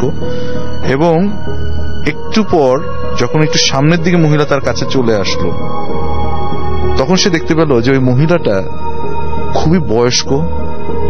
মিন্টুর বর্ণনার মতে যেটা বললো মিন্টু, সেটা হচ্ছে যে মহিলাটা বয়স 100-র উপরে হবে। চোখগুলা প্রচন্ড লাল ছিল এবং ভয়ঙ্কর বলে চেহারা তার। সে বলতেছে, তোদেরকে কতবার বলছি এখানে থাকিস না, তোরা এখানে থাকছিস, আরো বড় ক্ষতি হয়ে যাবে। এই বলার সাথে সাথে মিন্টু ফিল করলো সে হঠাৎ করে, মানে বিছানার উপর আছে ওই অবস্থানে, সে হঠাৎ করে শার্ট করে তাকে মানে অটোমেটিক সামথিং, কোন একটা মানে অদৃশ্য কোন হাত তাকে যেন ঠেলে দেয়ালের সাথে আটকে ধরলো। সে নড়তেও পারছে না, চলতেও পারতেছে না, সে মুখ দিয়ে কিছু বেরো হচ্ছে না তার, এরকম একটা সিচুয়েশন। এর ভিতরে কোনো এক সময় ও অজ্ঞান হয়ে যায়, আবার তার জ্ঞান ফেরে একটা অনেক সময় পরে। জ্ঞান ফেরার পরে সে দেখে যে রুমের লাইটটা জ্বলছে। আবার সে বাইরের দিকে তাকায়, দেখে দরজা খোলা, এবং তাকায় দেখে যে ওই মহিলাটা দাঁড়িয়ে আছে। সে এরকম একটা সিচুয়েশন, মানে এটা হয়তো বা আমি বা অন্য কেউ হলে হয়তো এর ভিতরে আমরা হয়তো আরো ভয়ঙ্কর কিছু হয়ে যেত আর কি, হয়তো সুস্থ এত থাকতে পারতাম না। তো যাই হোক, মিন্টু এর পরে যেটা ঘটে তার, ওই মহিলা তার দিকে তাকিয়ে আছে, সে ওই অবস্থায় আবার জ্ঞান হারায়, এবং যখন জ্ঞান আসে তখন শোনে যে আজানের আওয়াজ, এবং তাকিয়ে দেখে তার দরজাটা খোলা ছিল ওটা বন্ধ। এরপরে মিন্টু ওখানে থাকতেই চায় না। পরের দিন আর কি জানায়, আমার চাচাকে জানায় যে এই সিচুয়েশন। কেউ বিশ্বাস করে না ওর কথা, যে এটা ও হয়তো বানিয়ে বলছে। ওর যেহেতু খুবই অল্প বেতনে চাকরি করে, হয়তো বেতন বাড়ানো বা সে আরো ফ্যাসিলিটেটেড হওয়ার জন্য বলছে, তো কেউ বিশ্বাস করেনি ঘটনাটা। তো সে পরে বললো যে আমি চাকরি করবো, কিন্তু আমি রাত্রেবেলা এখানে ঘুমাবো না, আমি বাইরে বসে থাকবো। তো বাইরেই বসে থাকতো, বাইরেই ঝিমাতো, বাইরেই ঘুমাতো, এরকম অবস্থা। এখন দ্বিতীয় যে ঘটনাটা এরপরে ঘটে গেল সেটা হচ্ছে যে আপনার দোতলার যে কমিউনিটি সেন্টার, একদিন রাত্রে প্রায় 12টা 12:30 পর্যন্ত একটা অনুষ্ঠান হচ্ছে, একটা বিয়ের অনুষ্ঠান ছিল। সেই বিয়ের অনুষ্ঠানে দ্বিতীয় ঘটনার আগে আমরা একটা ছোট্ট বিরতি নিয়ে আসি, ছোট্ট একটা বিরতি নিয়ে আসি। জি প্লিজ, ছোট্ট একটা বিরতি নিয়ে আসি, তারপরে আবার শুনছি দ্বিতীয় ঘটনাটি, এবং আপনার ভাইয়ের কাছে ফিরে আসবো। সুতরাং আপনারাও কোথাও যাবেন না, এখনই ফিরে আসছি আপনার ভাইয়ের কাছে। দারাজে চলছে বর্ষপূর্তি উৎসব। আপনাদের সবার প্রিয় দারাজ 5 বছরের পদার্পণ উপলক্ষে নিয়ে এলো 5th অ্যানিভার্সারি ক্যাম্পেইন। 6 থেকে 14 সেপ্টেম্বর পর্যন্ত দারাজে চলবে বিশাল ডিসকাউন্ট, আর এখনই ডাউনলোড করুন হ্যাপি শপিং। দারাজে চলছে বর্ষপূর্তি উৎসব। আপনাদের সবার প্রিয় দারাজ 5 বছরের পদার্পণ উপলক্ষে নিয়ে এলো 5th অ্যানিভার্সারি ক্যাম্পেইন। 6 থেকে 14 সেপ্টেম্বর পর্যন্ত দারাজে চলবে বিশাল ডিসকাউন্ট, আর এখনই ডাউনলোড করুন happy shopping. Face it, Radio Money Furby. Radio Furby.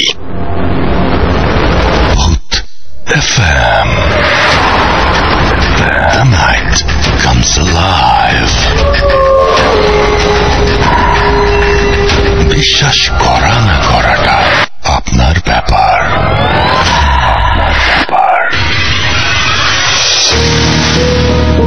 Yes, বিশ্বাস করা বা না করাটা আপনার ব্যাপার। You are listening to radio Foorti red FM, আর চলছে ভূত এফএম। আপনাদের সবাইকে আবারও আমন্ত্রণ জানাচ্ছি এবং চলে যাব আপনার ভাইয়ের বাকি ঘটনায়। জি ধন্যবাদ রাসেল ভাই। হ্যালো লিসনার্স, আমি বাকিটায় আমার ঘটনায় চলে আসি।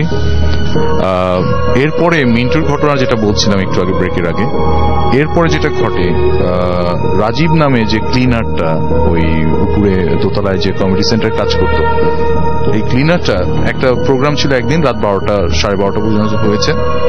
এরপরে যে ওই যে উচ্ছিষ্ট খাবার টাবার যেগুলো থাকে এগুলো, ওখানে একটা ওয়াশরুম ছিল দোতলায়। ওই ওয়াশরুমের পাশে একটা গার্বেজ ক্যান ছিল বা অনেকগুলো গার্বেজ ক্যান ছিল, ওখানে সে ওই ময়লাগুলো এনে ক্লিন টিন করে পুরো ঝাড় টাড় দিয়ে তারপর সে চলে যেত ডিউটি শেষ করে। রাত 1:30-2টার দিকে তার কাজ শেষ হয়ে গেছে, সে গোসলখানায় ঢুকেছে গোসল করতে ফ্রেশ ট্রেশ হয়ে। এখানে বলে রাখা ভালো, এই রাজীব ছিল হচ্ছে non Bengali, basically Urdu speaking plus বাংলাও জানতো সে। হঠাৎ করে তার দরজায় সে যখন গোসল করছে ওই সময় কেউ একজন খুব জোরে সজোরে আপনার ধাক্কাচ্ছিল। তো সে তখন আর ইয়ে করো না, গোসল তো তাতে শেষ টেস করে সে বের হয়ে আসলো। বের হয়ে আসার পর সে দেখলো দূরে একটা মহিলা দাঁড়িয়ে আছে এবং ওই মহিলা বলতেছে, তোকে না বলেছি এখানে, মানে ওকে উর্দুতে বলছে তখন, উর্দুতে ওই মহিলা বলছে যে তোকে না বলেছি, মানে সারমর্মটা এরকম, তোকে বলেছি যে তুই রাত বিরাতে এখানে আসবি না। এর আগেও মানে ওকে এরকম বলে অনেক সময় সে স্বপ্নে টপ্নে দেখেছে, এরকম কিছু ঘটনা ছিল। তো আমি যেহেতু ঘটনাটা অনেক বড়, একটু আমি ইয়েতে বলছি আর কি। তো সে এটা শোনার পর সে আর কি ওটাকে তেমন একটা, মানে ওই মহিলার দিকে তাকে আছে, একটু পর হঠাৎ করে দেখলো যে মহিলাটা নেই। তো এই রাজীব পরের দিন, এর বেশি তার সাথে কিছু ঘটে নাই। তো রাজীব পরের দিন এটা মিন্টুর সাথে শেয়ার করে। মিন্টু বললো যে আমি তো বলছিলাম, কেউ তো বিশ্বাস করলো না। আর এখানে সবাই এই ঘটনাটা শোনার পর যেটা বুঝতে পারলো যে উচ্ছিষ্ট খাবার, যেটা আমরা সবাই জানি যে এটার প্রতি আপনার জিন বা এদের কিছু আগ্রহ আছে বা কিছু একটা আছে। তো ওই সময়টা যখন উচ্ছিষ্ট খাবার ওখানে জড়ো করা হয়, ওরা যখন এগুলা খেতে আসে বা কিছু এগুলো কালেক্ট করতে আসে, তখন ওখানে মানুষের প্রেজেন্সটা ওরা পছন্দ করে না। এই কারণেই তাকে ওয়ার্নিংটা দেওয়া হয়তো। ওকে, তো এরপরে যে থার্ড ঘটনাটা হয় সেটা হচ্ছে আমার চাচার সাথে। আমার মেজো চাচা ওখানে ভাড়া কালেক্ট করতে প্রত্যেক মাসে যেতেন, মেজো চাচা এবং ছোট চাচা। তো মেজো চাচা 1 সপ্তাহ আগে গিয়েছেন, ছোট চাচা 1 সপ্তাহ পরে গিয়েছেন। 1 সপ্তাহ আগে কোনো এক রাতে আমার চাচা ওই 4 তলার উপরে একটা ওই খোলা জায়গার ভিতরে উপরে টিন দিয়ে একটা রুম করে ওখানে ওনারা থাকতেন, খামাখা বাইরে হোটেলে খরচ করা। তো ওখানে একটা রুম করে নিয়েছিলেন, আন্ডার কনস্ট্রাকশন বিল্ডিং যেহেতু, তো ইজিলি ওটা করে নিয়েছিলেন। ওখানে আমার বেড টেড ফেলে ওখানে ওনারা ঘুমান। উনি রাত্রেবেলা হঠাৎ শুনতে পায় ওনার টিনের চালের উপরে, মানে উপরে পাকা কিন্তু তার উপরে একটা টিনের চাল দেওয়া আছে, ওই পাকার নিচে। তো ওই টিনের চালের উপর কেউ দৌড়াদৌড়ি করছে। তো উনি মনে করছে হয়তো বিড়াল বা কিছু একটা এরকম হতে পারে, বা অনেক সময় পাখিটাকে এসেও লাফালাফি করে। উনি তেমন একটা পাত্তা দেন। রাত্রেবেলা হঠাৎ করে উনি ওয়াশরুমের দিকে যাচ্ছেন, মানে ওখান থেকে বের হয়ে বাইরে এক কর্নারে হচ্ছে ওয়াশরুমটা করা, যেটা আন্ডার কনস্ট্রাকশন বিল্ডিং। তো ওইদিকে যাচ্ছেন, যাওয়ার সময় দেখলেন সিঁড়ির ওখানে বিশাল, মানে একটা অন্ধকার জায়গা, তারপর বোঝা যায় একটা বড় কিছু থাকতে বোঝা যায়, একটা বিশাল একটা ভালুকের মতো কিছু একটা বসে আছে, প্রায় 6 ফিট বা 5.5-6 ফিটের বলেছিলেন বোধহয় আমাকে। হ্যাঁ রাইট, এটা আমি বলেছিলাম আপনাকে।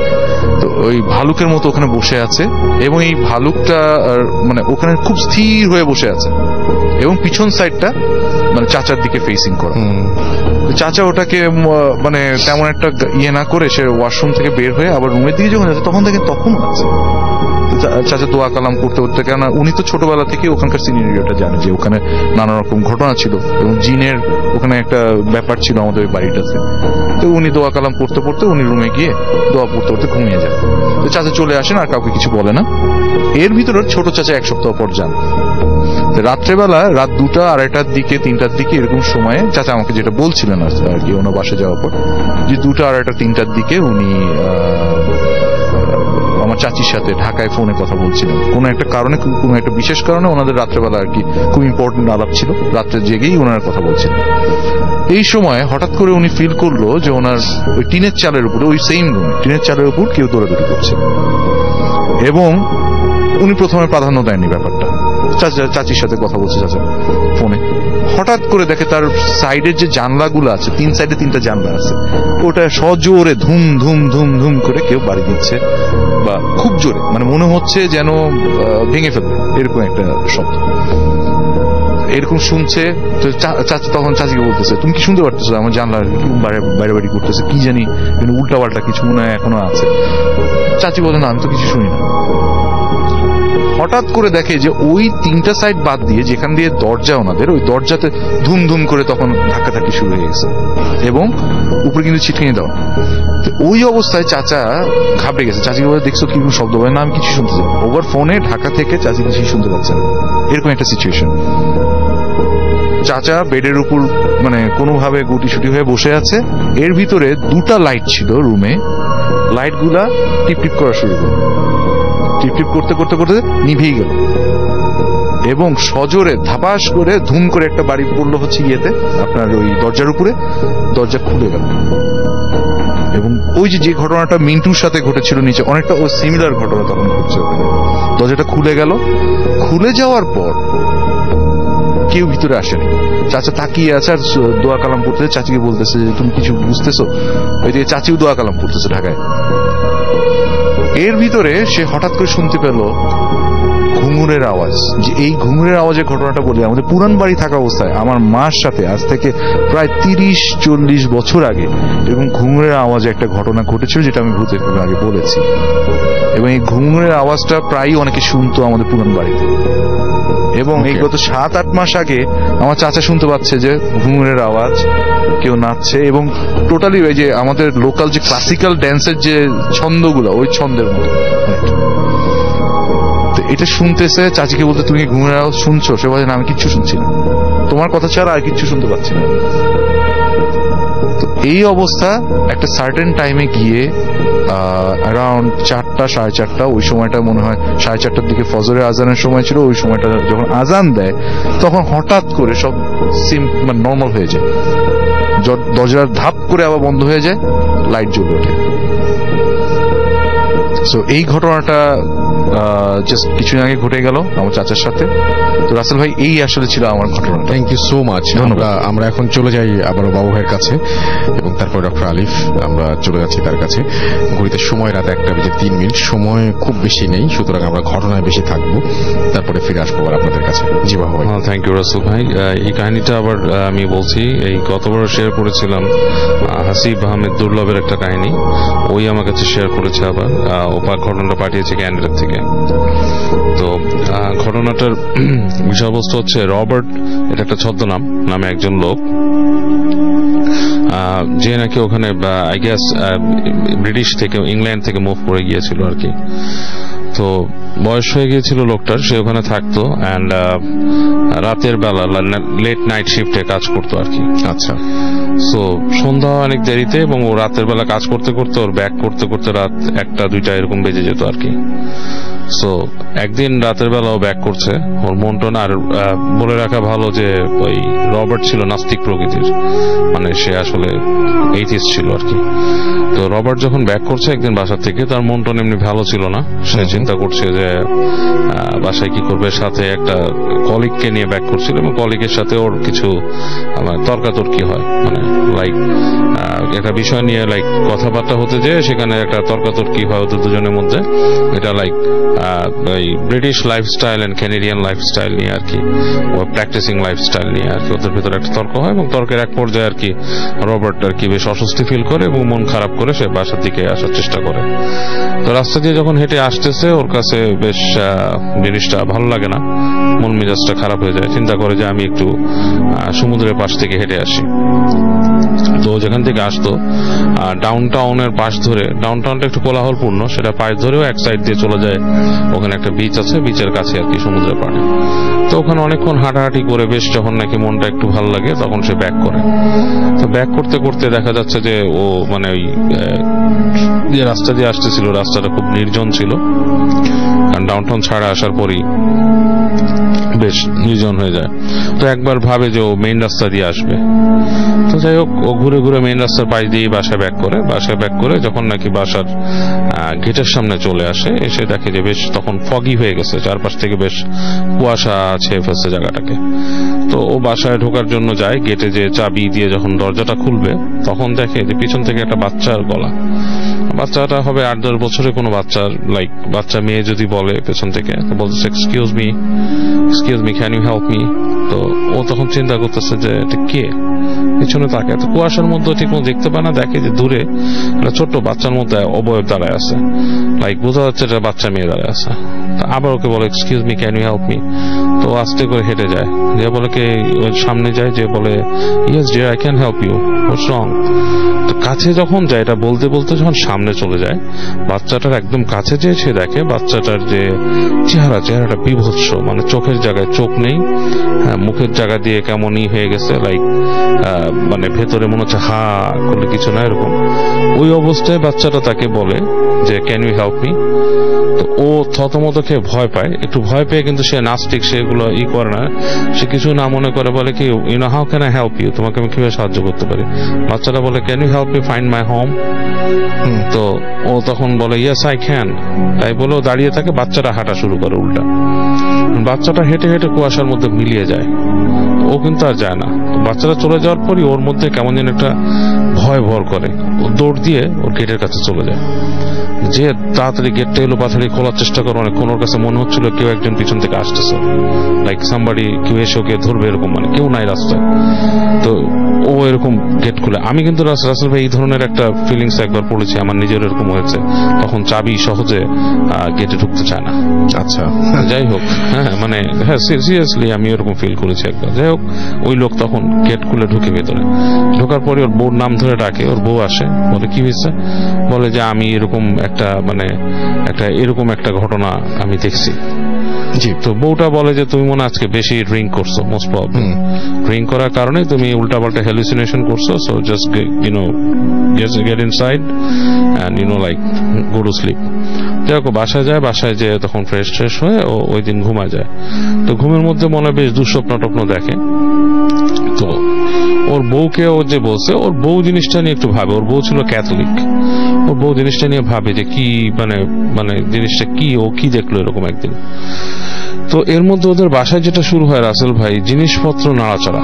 রাত্রেবেলা ঘুমায় গেলে হঠাৎ ওরা শব্দ পায় যে কেউ সোফা টেনে এদিক থেকে ওদিক সরা নিচ্ছে, মানে উপরে মনে হচ্ছে কেউ ঘোর করে এদিকে সোফা সরাচ্ছে, এদিকে ওটা শোনাচ্ছে, মানে বিশাল এগুলা।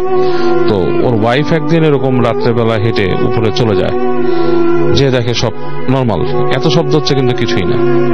তো ওদের যে ছেলে ছিল, ছেলেদেরকে জিজ্ঞেস করে যে তোমরা কি এরকম মানে কিছু করো নাকি। ছেলেরা বলে যে আমরা করি না এই ধরনের কিছু, এটা কি হচ্ছে আমরা নিজেরাই জানি না, আমরা মাঝে মাঝে শব্দ পাই। তো এরকম অবস্থা, মহিলা যেদিন যে দেখে এগুলো কিছু দেখে নাই, তো মহিলা না ভয় পায় উপরে যায়, তার মনে হয় যে তার পেছনে কে ফলো করে করে আসতেছে করিডোর দিয়ে, এরকম একটা ফিলিংস তার ভেতরে থাকে। তো মহিলা ওই দিন যখন ঘুমায়, ঘুমের মধ্যে হঠাৎ করে সে মানে ফিল করে যে তাকে কেউ চেপে ধরছে, it's like a sleep paralysis kind of thing. মহিলা যখন নাকি মানে অনেক কষ্টে উঠে তাকায় দেখে যে ওরকম একটা ছোট মেয়ে, বিভৎস চেহারা, তার হাত পা চেপে ধরে রাখছে। সে জোরে চিৎকার করে ওঠে, তার ছেলে আসে রুমের ভিতরে, কি হয়েছে বলে যে ও ছেলেকে বলে যে এরকম ঘটনা। তো ওরা তখন করে কি যে ওই মহিলা একজন কে নিয়ে আসে, চার্চ থেকে একজন ফাদারকে ডেকে নিয়ে আসে, বলে যে আমার বাসায় এরকম।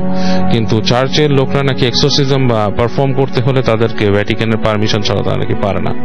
তো সে এসে বলে যে বাসায় কিছু একটা আছে, বাট আমরা তোমার এটা করতে পারবো না। যেটা করে তারা বাসাটাকে শুদ্ধিকরণ করে চলে যায়, বাট এটাতে খুব একটা কাজ হয় না।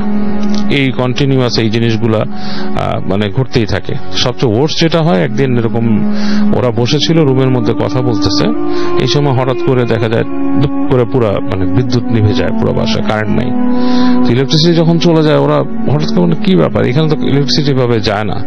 হঠাৎ তাকায় দেখে যে সামনের আশেপাশে দূরের বাসায় লাইট দেখা যাচ্ছে, দ্যাটস মিন পাওয়ার আউটেজ হয়নি। তো যেটা করে ওই ইসে আর কি মহিলার বড় ছেলে মানে কিচেনে যায় যে ক্যান্ডেল বা কিছু খুঁজে পায় কিনা, একটা ফ্ল্যাশ লাইট ছিল ওইটা নিয়ে যায়।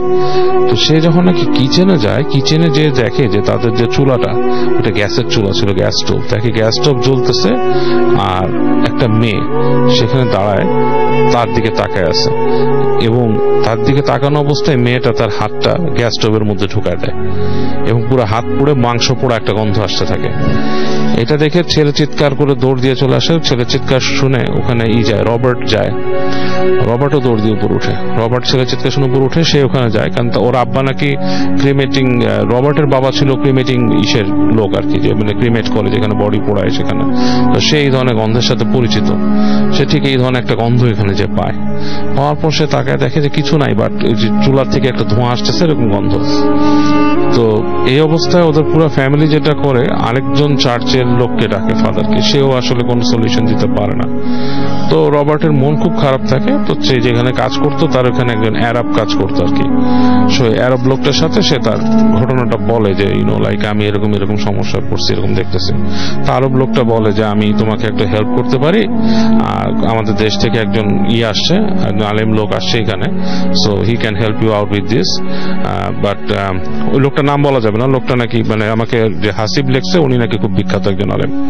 যাই হোক, তো ওনার কথা বলার পর নাকি সে বলছে যে ওকে আমি রাজি আছি ওনার সাহায্য নিতে, যদিও আমি ধর্মকর্ম মানি না, বাট আমি উইয়ার্ড যেসব জিনিস দেখছি আমার লাইফে যেটা আসলে বিশ্বাস করা কষ্টকর।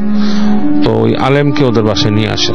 তা আলেম আসে, আলেম এসে ওনাদের বাসাটা দেখে নাকি বলে যে তোমরা সবাই বাসার বাইরে চলে যাও, আমি একা বাসার মধ্যে থাকবো, তোমরা নিচতলায় বসে থাকো, উপরে উঠবা না। আলেম নাকি উপরে যায় এবং তখন শুনে যে আলেমটা মানে আরবি ভাষায় কি পড়তেছে, মানে রবার্ট সেটা বুঝেনি কি পড়ছে, নিশ্চয় কোনো আয়াত সূরা বা কিছু একটা পড়ছে আর কি। যাই হোক, তো আলেম কিছু পড়ছে, পড়ার পর নাকি অনেক মানে গজরা গজরির উপরে একটা শব্দ আসে, ধূপ ধাপ কিছু শব্দ আসে। পরে আলেম অনেকক্ষণ পরে আসে, উনি খুব টায়ার্ডের মতো ঘেমে গেছেন। উনি বলে যে আমি তোমার সমস্যা দূর করে দিছি, এখানে এখন আর এই সমস্যাটা হবে না, ঠিক আছে?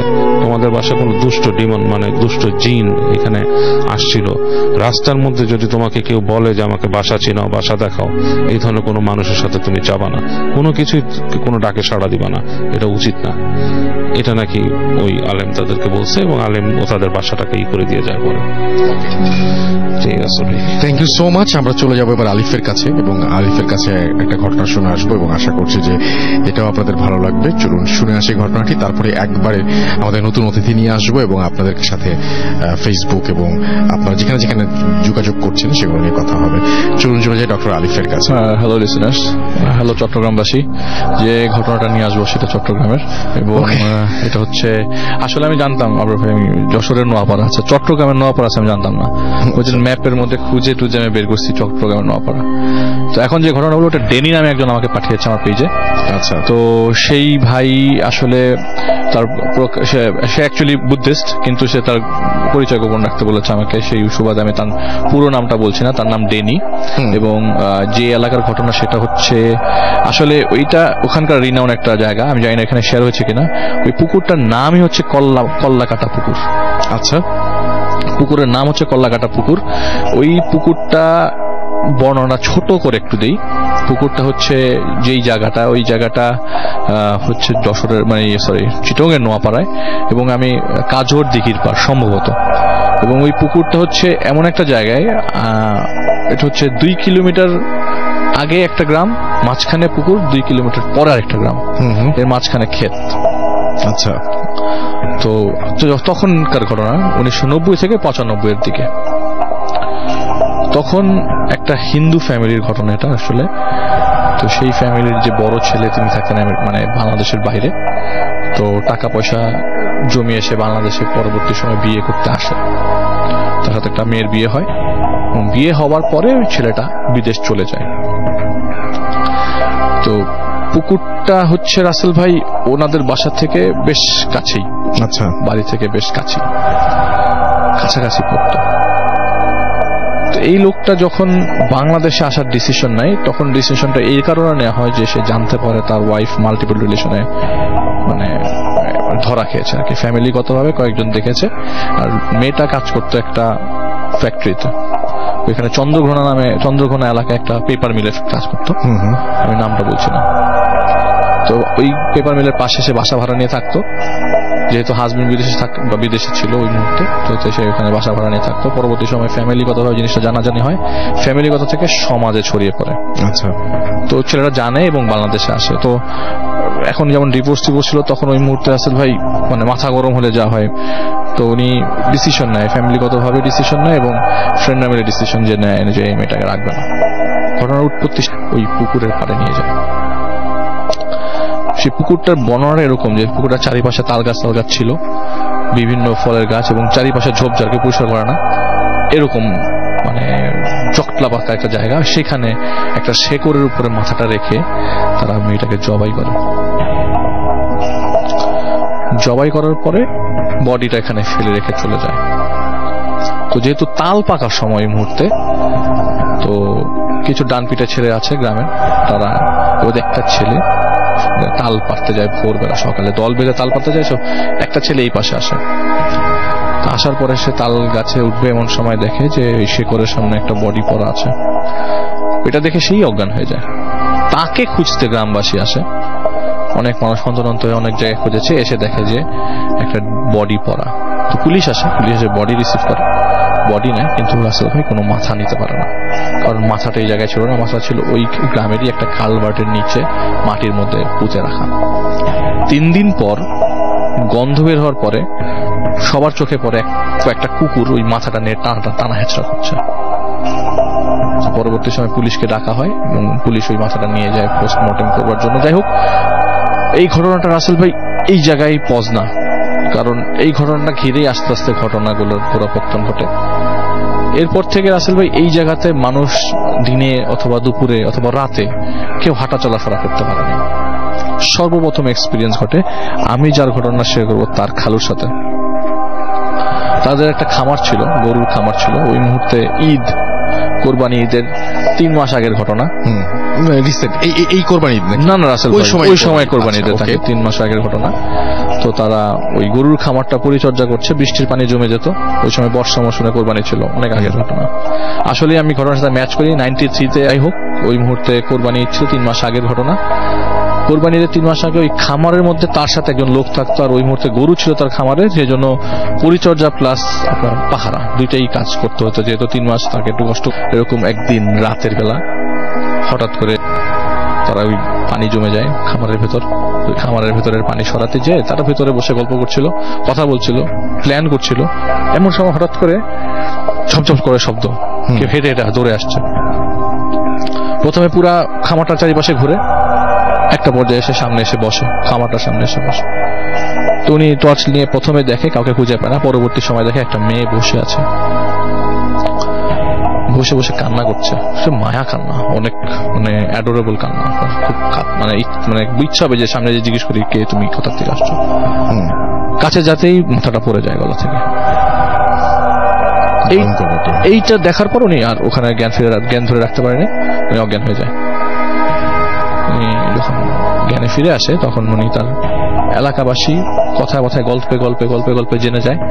তখন সবাই মুখ খোলা শুরু করে, হ্যাঁ আমি এই জায়গায় হাঁটতে যাওয়ার সময় আমি এরকম একটা মেয়ে কান্না করতেছে। ওই দিন রাত্রেবেলা আমি যাওয়ার সময় ওই পুকুরের চারিপাশে কে জানি দৌড়াচ্ছে, কিন্তু আমি কাউকে টর্চ মেরে খুঁজে পাইনি। মানে ঝোপঝাড় এত বড় বড় ছিল যে দৌড়ালে আপনি শব্দ পাবেন। ওইখানকার একটা মানুষ বয়স্ক, উনি মাছ ধরার খুব শখ, উনি প্রায় সময় এই জায়গায় এসে মাছ ধরত। তো তার কাছে কিছু ঘটনা, একটা ছোট্ট কথা উনি বলে যে আসলে প্রথম দিন আমি যখন এখানে আসছিলাম তখন আমি খুব ভয় পাই। আমি শুনি যে একটা মেয়ে কান্না করছে এবং আমি মেয়েটাকে আমার পাশেই দেখতে পাই, কিন্তু আমি কাছে যাই না, যে দৌড়ে পালাই যাই। এর পরবর্তী সময়ে আমি খালি শব্দই পেয়েছি, মেয়েটাকে দেখিনি। আমি হুজুরের কাছ থেকে তাবিজ নিয়ে আসছি, এরপর থেকে মাছ ধরি, কোনো সমস্যা নেই। এলাকার লোকজন ওই লোকটাকে পাগল বলে, ওইখানে যায়, মানে ওইখানকার মানে উঠতি বয়স্ক যুবকের ওই জায়গায় যাওয়া মানা, বা ছেলে বা মেয়ে যেই হোক, খেলতে খেলতে ওইখানে যাওয়া মানা, কারণ এখানে গেলে বিপদ ঘটতে পারে। সবাই এই জায়গাটা পরিচিত। ওই লোককে যখন এই ড্যানি ভাই জিজ্ঞেস করে যে আপনার কি সমস্যা, আপনার কি, কখন বলে কি যে আমি এখানে প্রায় যাই, ওখানে মানুষের কান্নার শব্দ পাই আমি, কিন্তু আমার এখন গায়ে লাগে না এগুলা, আমি ওই ইউজ টু হয়ে গেছি।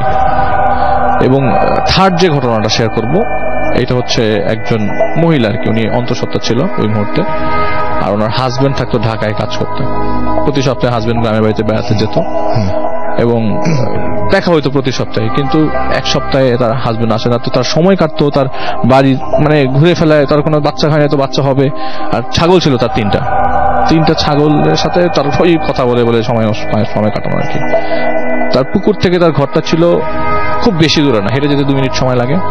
তো যে ছাগলগুলা সে চড়িয়েছিল, সে ছাগলগুলা সন্ধ্যার সময় ব্যাক করে নাই, নর্মালি চলে আসে বাড়িতে, কিন্তু ছাগলগুলা নর্মালি ডাকলেই চলে আসতো, কিন্তু ছাগলগুলো আসে না, সন্ধ্যা হয়ে গেছে। তিনি ওই পুকুরের পাড়ে গিয়ে দেখে একটা ছাগল, 2টা ছাগল বাড়িতে চলে এসছে, একটা ছাগল পুকুরের পাড়ে, পুকুরের কাছে মানে ঢিবির মতো জায়গায় দাঁড়িয়ে আছে। তুই আয় আয় আয় আয় আয় ডাকে, আসে না। ছাগলটা যত কাছে যায় ছাগলটা তত দূরে যায়, মানে পুকুরে নেমে যাবে, এরকম অবস্থা।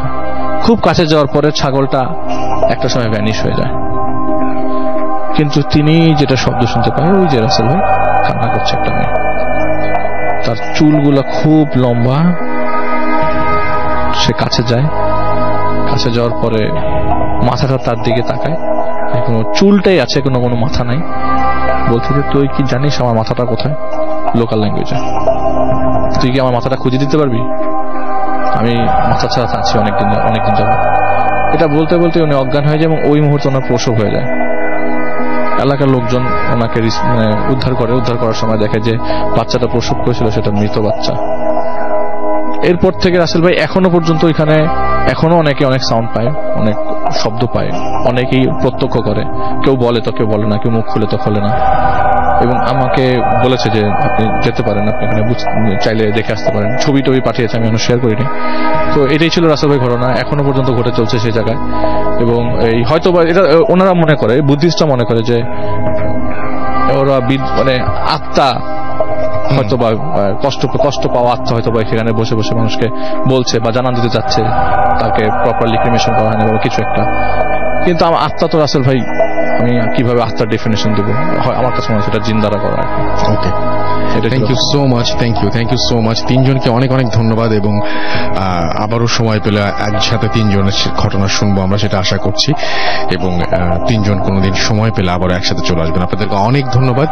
এবং সেই সাথে আমি চলে যাব এখন আমি কিছু জিনিস পড়বো, যেগুলো হচ্ছে আপনারা লিখেছেন, সেগুলো পড়বো। ফিরে এসে একটা ছোট্ট বিরতি নিব এবং বিরতির পরে আবারও ফিরে আসবো। সেই পর্যন্ত আমাদের সঙ্গে থাকুন। Stay tuned for radio Foorti red FM and do ফুর্তি। দারাজে চলছে বর্ষপূর্তি উৎসব। আপনাদের সবার প্রিয় দারাজ 5 বছরের পদার্পণ উপলক্ষে নিয়ে এলো 5th অ্যানিভার্সারি ক্যাম্পেইন। 6 থেকে 14 সেপ্টেম্বর পর্যন্ত দারাজে চলবে বিশাল ডিসকাউন্ট। আর এখনই ডাউনলোড করুন হ্যাপি শপিং। দারাজে চলছে বর্ষপূর্তি উৎসব। আপনাদের সবার প্রিয় দারাজ 5 বছরের পদার্পণ উপলক্ষে নিয়ে এলো 5th অ্যানিভার্সারি ক্যাম্পেইন। 6 থেকে 14 সেপ্টেম্বর পর্যন্ত দারাজে চলবে বিশাল ডিসকাউন্ট। আর এখনই ডাউনলোড করুন happy shopping. Face it, Radio Money Furti. Radio Furti. Hot FM. The night comes alive. বিশ্বাস করা না করাটা আপনার ব্যাপার।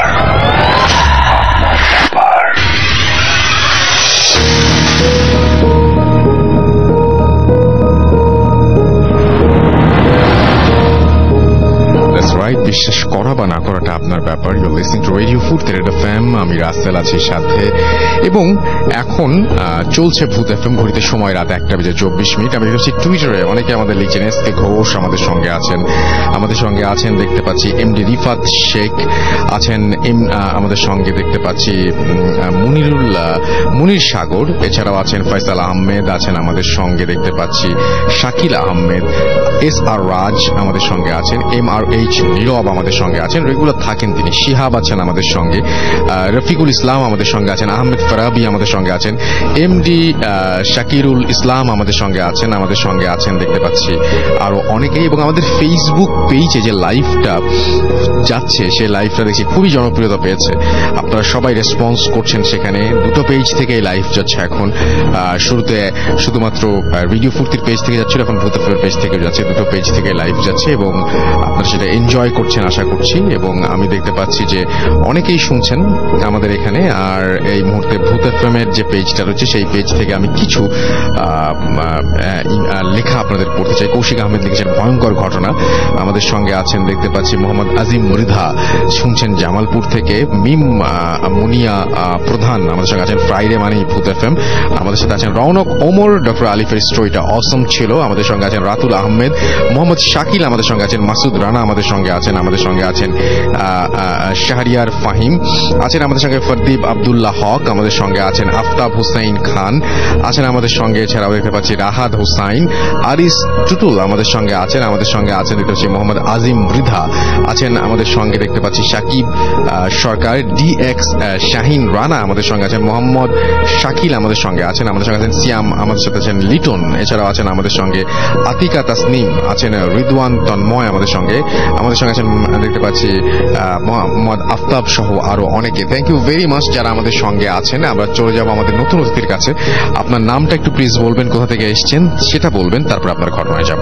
জি, আসসালামু আলাইকুম। আমি মোহাম্মদ ইমাম হোসেন, জগন্নাথ ইউনিভার্সিটিতে সোশ্যাল ওয়ার্কে পড়ছি। আমি ঢাকা ওয়ারি থেকে আসছি। জি জি প্লিজ আপনার ঘটনা। আচ্ছা, ঘটনাটা হচ্ছে কি 2011 সালে যখন আমি হচ্ছে গিয়ে intermediate first year final exam দিচ্ছি নটরডেম কলেজে, আমি তখন স্টুডেন্ট ছিলাম। তো first year exam final exam শেষ হবে, মানে একেবারে শেষ মুহূর্তে আমাদের ভ্যাকেশন শুরু হবে, প্রায় 1 মাস 5 দিনের একটা ভ্যাকেশন শুরু হওয়ার কথা ছিল।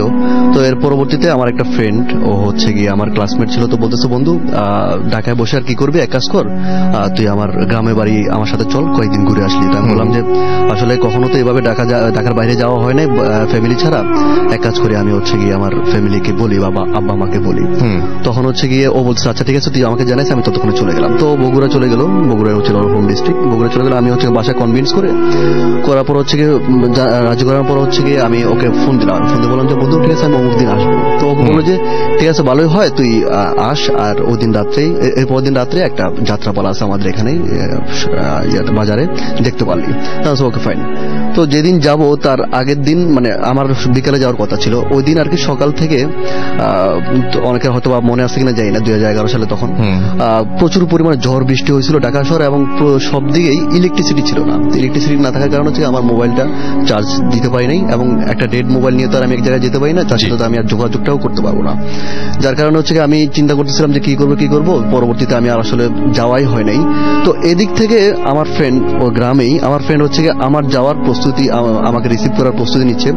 ওর একটা ফ্রেন্ডকে বলে রাখছে, মানে আমার ফ্রেন্ডের নাম মাসুদ, ওর এক ফ্রেন্ডকে বলে রাখছে সুমনকে, যে বন্ধু আমার ফ্রেন্ড আজকে রাত্রে আসবে, চলো আমরা দুজন হচ্ছে রাত্রে ওকে রিসিভ করে নিয়ে আসি, রাত 10টা বাজে আসবে।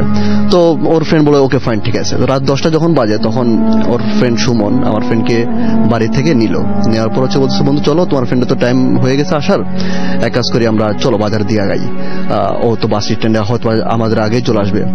তো আমার ফ্রেন্ড আর ওর ফ্রেন্ড দুজনে হচ্ছে হাঁটা শুরু করলো। এখন ওর ফ্রেন্ড বলতেছে ঠিক আছে বন্ধু এক কাজ করি, আমরা রাস্তা দিয়ে না গিয়ে আমরা হচ্ছে বিল দিয়ে যাই, কারণ হচ্ছে কি অ্যাজ সুন অ্যাজ পসিবল আমাদের তো তাড়াতাড়ি যেতে হবে, কিন্তু আমরা তো রাস্তা দিয়ে গেলে আমাদের লেট হয়ে যেতে পারে, আর এখন তো আমরা রিক্সাও পাবো না গ্রামে, তো যেহেতু এখন রাত 10টা মানে অনেক টাইম। এর পরবর্তীতে ও বললো যে আমার ফ্রেন্ড বললো যে ওকে ফাইন ঠিক আছে চলো আমরা তাহলে এক কাজ করি বিল দিয়ে হাঁটা শুরু করি। তো দুজন হাঁটতেছে এক পর্যায়ে হচ্ছে আমার ফ্রেন্ড তার ফ্রেন্ডকে সুমনকে বিভিন্ন কথা বলতেছে, বিভিন্ন টপিকস নিয়ে কথা বলতেছে, বাট ওর ফ্রেন্ড হচ্ছে গিয়ে কোনো কথার রেসপন্স করতেছে ভালোভাবে, কিন্তু কোনো কথার রেসপন্স করতেছে না। তো আমার ফ্রেন্ড অ্যাজ ইউজুয়াল ছেড়ে নিল, রিসিভ করলো। তো হাঁটার এক পর্যায়ে মাঝখানে যখন চলে আসলো বিলের, তারা হচ্ছে গিয়ে দূর থেকে দেখতে পেলো একটা জলসা বসে আছে। জলসা বলতে হচ্ছে গিয়ে কেরোসিন দিয়ে কুপি জ্বালিয়ে কিছু মানুষ বৃত্তাকার সার্কেল হয়ে চারপাশে বসে আছে। তখন হচ্ছে গিয়ে আমার ফ্রেন্ডের যে ফ্রেন্ড সুমন, সে বলতেছে বন্ধু চলো আমরা দেখি এখানে কি হচ্ছে। তো আমার ফ্রেন্ড বললো যে দেখো আমার ফ্রেন্ডের টাইম হয়ে গেছে, মানে আমার কথা বলতেছে, ওর তো টাইম হয়ে গেছে আসার, আমাদের তো যাওয়া উচিত। তো কি হচ্ছে না দেখারই বিষয় বা না দেখাই বেটার। কারণ হচ্ছে অনেকে আছে যারা হচ্ছে তান্ত্রিক বা এসব ব্ল্যাক ম্যাজিক নিয়ে কাজ করে, তারা রাতের এই সময়গুলোতে একেবারে খোলা ফিল্ডে বা হচ্ছে এইসব জায়গায় এসে তারা তাদের ধ্যান ধারণাগুলো কন্টিনিউ করে বা প্র্যাকটিস করে। তো আমার ফ্রেন্ডের ফ্রেন্ড বলতেছে না ঠিক আছে তবু আমরা একটু দেখি। তখন তারা হচ্ছে কি দূর থেকে দেখতেছে যে কিছু লোক বসে আছে এবং একজনকে মনে হচ্ছে তাদের অ্যাটিটিউডে যে সে লিডার, তার আশেপাশে গুলোকে মনে হচ্ছে তারা শিষ্য, সে তাদেরকে লিড দিচ্ছে এবং কিছু কথা বলতেছে যে ল্যাঙ্গুয়েজ গুলো হচ্ছে আমার ফ্রেন্ড আমাকে যখন পরবর্তীতে ঢাকায় এসে ঘটনাটা শেয়ার করে, সে আমাকে বলতেছে বন্ধু এই ল্যাঙ্গুয়েজ কেউ বুঝবে না বাংলাদেশের কোনো মানুষ, এটা আমি অন্তপক্ষে শিওর, মানে বাংলা ভাষার কাছাকাছি কোনো ল্যাঙ্গুয়েজ না। এক পর্যায়ে হচ্ছে কি তারা আরো ক্লোজ গিয়ে দেখতেছে যে হচ্ছে তারা কিছু মন্ত্রতন্ত্র পড়তেছে। তো আমার ফ্রেন্ডের ফ্রেন্ড মানে সুমন বলতেছে বন্ধু চলো বসি কিছুক্ষণ দেখি। আমার ফ্রেন্ড তখনও না করলো যে না বন্ধু দেখো ইমাম আসার টাইম হয়ে গেছে, ওকে তো আমি আনতে হবে রিসিভ করতে হবে। তো এসে বসে আছে আর গ্রামের জায়গা একটা এলাকা ও চিনে না জানে না এত রাত। তখন ওর ফ্রেন্ড বলতেছে না একটু দেখি না চলো, মানে আগ্রহটা বেশি দেখাচ্ছে সুমন ওর ফ্রেন্ড। তখন হচ্ছে কি হঠাৎ করে আমার friend that was the first time যখন ও নোটিস করলো যে মানে একজন লোক মানে শিষ্যদের মধ্যে একজন সে হচ্ছে কি নিজের আঙ্গুল পায়ের আঙ্গুল নিজেই ছিঁড়ে পাশে রাখতেছে। মানে আপনি জিনিসটা কতটা উইয়ার্ড হইতে পারে ফেস করে সে বুঝে যে আমার সামনে একজন ব্যক্তি সে হচ্ছে কি নিজের পায়ের আঙ্গুল বা হাতের আঙ্গুল মানে মটকে খুলতেছে, আমরা যেরকম মুরগির বা হাড্ডি খাই এই টাইপের কিছু। তখন হচ্ছে গিয়ে আমার ফ্রেন্ড ওর ফ্রেন্ডকে নোটিস করলো বন্ধু দেখো জিনিসটা আমার কাছে ভালো মনে হচ্ছে না। তখন ও বলছে আর না দেখি আর কোনো ব্যাপার না, কি হয়েছে কোনো প্রবলেম তোমার কি হয়েছে। তখন হচ্ছে গিয়ে ধীরে ধীরে জিনিসটা বাড়তেছে, একজন দুজন করে প্রত্যেকটা শিষ্য এই এখন হচ্ছে গিয়ে সবাই নিজেদের হাতের আঙ্গুল ডান হাত দিয়ে বাম হাতের আঙ্গুল অথবা পায়ের আঙ্গুল খুলতেছে, মানে মটকে খুলে ফেলে পাশে রাখতেছে। তখন জিনিসটা আমার ফ্রেন্ড কিন্তু যথেষ্ট সাহসী, আমি কলেজ লাইফে ওকে এক বছর যতটুকু দেখলাম যথেষ্ট সাহসী, এইসব বিষয়ে খুব একটা বেশি হয় না, নার্ভাস হয়ে যায় না। বাট ও আমাকে যখন বললো যে বন্ধু আমি এই সময়টা এসে তখন আর নিজেকে ঠিক রাখতে পারিনি। তখন আমার ফ্রেন্ডকে আমি ধরলাম, মানে মাসুদ তার ফ্রেন্ডকে ধরলো, ধরে টান দিয়ে বললো যে চলো এখানে থাকার দরকার নেই, চলো আমরা চলে যাই, আমার ফ্রেন্ডের আসার টাইম হয়ে গেছে। তখন যখন এই যে ওর ফ্রেন্ডকে ধরে আসতে নিবে তখন হচ্ছে দেখতেছে যে ব্যক্তি লিডার টাইপের, আমি প্রথমে যার কথা বলছিলাম সে তার অ্যাটিটিউডে মনে হচ্ছে লিডার টাইপের, মানে সে লিড দিচ্ছে এই জলসার আগে, সে আবার নিজেই নিজের আঙ্গুল এবং হাতের আঙ্গুল এবং পায়ের আঙ্গুল ছিঁড়ে এবার সে পাশে রাখতেছে না, খাচ্ছে। তখন আমার ফ্রেন্ড মোটামুটি ভালোভাবে ভয় পেয়ে যায় এবং তাদের এই কর্মকাণ্ড গুলো দেখে আমার ফ্রেন্ড তার ফ্রেন্ডকে মানে সুমনকে বলে যে বন্ধু আমার মনে হয় না আর এখানে থাকা কোনো প্রয়োজন আছে, আর এরপরও তুমি বলবা জিনিসটা স্বাভাবিক। তখন আমার ফ্রেন্ডের ফ্রেন্ড মানে সুমন বলতেছে কেন তাদের ঘটনা কি মানে তাদের এই অ্যাক্টিভিটিস কি আমার থেকেও উইয়ার্ড, মানে আমার থেকেও বেশি ভৌতিক। তখন আমার ফ্রেন্ড বলতেছে মানে আমার ফ্রেন্ডের সামনেই সুমন এবং নিজের আঙ্গুল নিজে বা হাতের আঙ্গুল নিজে ছিঁড়ে বলতেছে এটা তো কোনো ব্যাপার না। মানে এবারে আমার ফ্রেন্ড বুঝতে পারছে যে দ্যাট ওয়াজ নট সুমন, এটা সুমন ছিল না, যে সুমন হচ্ছে কি ওকে নিয়ে বাজারে যাওয়ার কথা ছিল। তখন সে দৌড় দেয়, এক পর্যায়ে দৌড় দেওয়ার হচ্ছে কি রাস্তা ওঠার ঠিক আগ মুহূর্তে সে খেজুর গাছের সাথে বাড়ি খেয়ে পড়ে যায়, সেন্সলেস হয়ে যায়। সকালে হচ্ছে গিয়ে সে নিজেকে মানে আবিষ্কার করে নিজের বিছানার মধ্যে আশেপাশে মানুষ জড়ো হয়ে বসে আছে। তখন সবাই জিজ্ঞেস করতেছে আচ্ছা বাবা তুমি রাত্রে বের হয়েছিল, তোমার ফ্রেন্ড আসবে বাজার থেকে রিসিভ করবা তাকে বাড়িতে আনবা এটা বলে বের হয়েছো, কিন্তু তোমাকে আমরা পুকুরের মধ্যে পেলাম কেন? তোমার পুরো হোল বডি পুকুরের মধ্যে ছিল, জাস্ট মাথাটা উপরে ছিল, মানে কিনারের মধ্যে পুরো হোল বডি পুকুরে পানিতে এবং মাথাটা উপরে। তোমরা বলতেছো না আমি তো হচ্ছে গিয়ে ঠিক আছে আমি একটা প্রবলেম ফেস করছি, আমি তোমাদেরকে এটা বলবো পরে, কিন্তু আমি এই ধরনের কোনো কিছু সিচুয়েশনের মধ্যে ছিলাম না যে আমাকে পুকুরে যেতে হবে, আর আমি একটা খেজুর গাছের সাথে বাড়ি খাইছি এই পুত্রকে কিন্তু আমার মনে আছে। তখন তারা বলতেছে না আমরা হচ্ছে তোমাকে এইভাবে পাইলাম এবং মোটামুটি তোমার মাথাটা ওই পুকুরের কিনারে যে কাদা থাকে সে কাদাতে মোটামুটি ডেবে ছিল। এই হচ্ছে কি ঘটনা আছে ভাই। এবং পরবর্তীতে আমার ফ্রেন্ড আমাকে পরবর্তীতে আমি ওকে পরের দিন সকালে ফোন দিছি যে বন্ধু আমি আসতে পারি না, সরি আমি আজকে আসবো। তখন ও বলতেছে না আসার দরকার নেই, আর আমরা হচ্ছে গিয়ে আমি তোকে ঢাকায় এসে কিছু কথা বলবো। এই হচ্ছে বন্ধু আমার বন্ধুর ঘটনা। থ্যাংক ইউ সো মাচ আপনাকে অনেক ধন্যবাদ। আমরা একটা ছোট্ট বিরতিতে যাবো এবং বিরতি পরে আবারও ফিরে আসবো। সেই পর্যন্ত আমাদের সঙ্গে থাকুন। স্টে টিউনড টু রেডিও ফুর্তি এফএম এন্ড ডু ফুর্তি। দারাজে চলছে বর্ষপূর্তি উৎসব। আপনাদের সবার প্রিয় দারাজ 5 বছরের পদার্পণ উপলক্ষে নিয়ে এলো 5th অ্যানিভার্সারি ক্যাম্পেইন 6 থেকে 14 সেপ্টেম্বর পর্যন্ত। দারাজে চলবে বিশাল ডিসকাউন্ট, আর এখনই ডাউনলোড করুন হ্যাপি শপিং। দারাজে চলছে বর্ষপূর্তি উৎসব। আপনাদের সবার প্রিয় দারাজ 5 বছরের পদার্পণ উপলক্ষে নিয়ে এলো 5th অ্যানিভার্সারি ক্যাম্পেইন 6 থেকে 14 সেপ্টেম্বর পর্যন্ত। দারাজে চলবে বিশাল ডিসকাউন্ট, আর এখনই ডাউনলোড করুন happy shopping. Face it. Radio Money Furti. Radio Furti.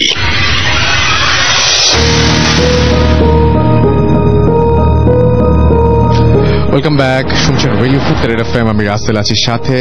ঘড়িতে সময় রাত 1:34 আর এই মুহূর্তে আমাদের সঙ্গে আছেন আমাদের আজকের শেষ অতিথি। তার কাছে আমরা ঘটনা শুনতে যাব। আশা করছি আপনাদের সব ঘটনাগুলো ভালো লাগছে। আপনি প্লিজ একটু আপনার নাম বলবেন, কোথা থেকে এসেছেন সেটা বলবেন, তারপর আপনার ঘটনায় যাব। আসসালামু আলাইকুম, আমি ইমরান হোসাইন, মিরপুর থেকে। আমি ধন্যবাদ জানাতে চাই মোহাম্মদ মিস্টার অভিকে, যিনি আমাকে এখানে আসার জন্য উৎসাহিত দিয়েছেন। আচ্ছা, ঘটনাটা চলে যাচ্ছি। ঘটনাটা আমার নানার কাছ থেকে শোনা। জি, উনি গ্রামের মানুষ। উনি মাঝে মাঝে ওনার মাছ মারার খুব শখ ছিল। উনি বিভিন্ন জায়গায় মাছ মারার উৎসব হলে উনি বিভিন্ন জায়গায় মাছ মারতে যেত। তো ভালো কথা, এইভাবে উনি বিভিন্ন জায়গায় যেত। তো একদিন উনি হঠাৎ করে মাছ মারতে গেছে। তো যাওয়ার পরে উনি বাসায় এসে মন খারাপ করে বসে আছে। তো মন খারাপ করে বসে থাকার পরে ওনার দাদা, এটা হচ্ছে এই জন্য আমি মন খারাপ করে বসে আছি, তো বললো যে আচ্ছা ঠিক আছে, তোকে আমি একটা ব্যাপার বলি, তুই যদি এটা করতে পারিস তাহলে হচ্ছে তুই অনেক মাছ মারতে পারবি। তো ঠিক আছে। তো আমার নানা বললো যে আচ্ছা ঠিক আছে, তাহলে তুমি আমাকে এটা শিখাই দাও।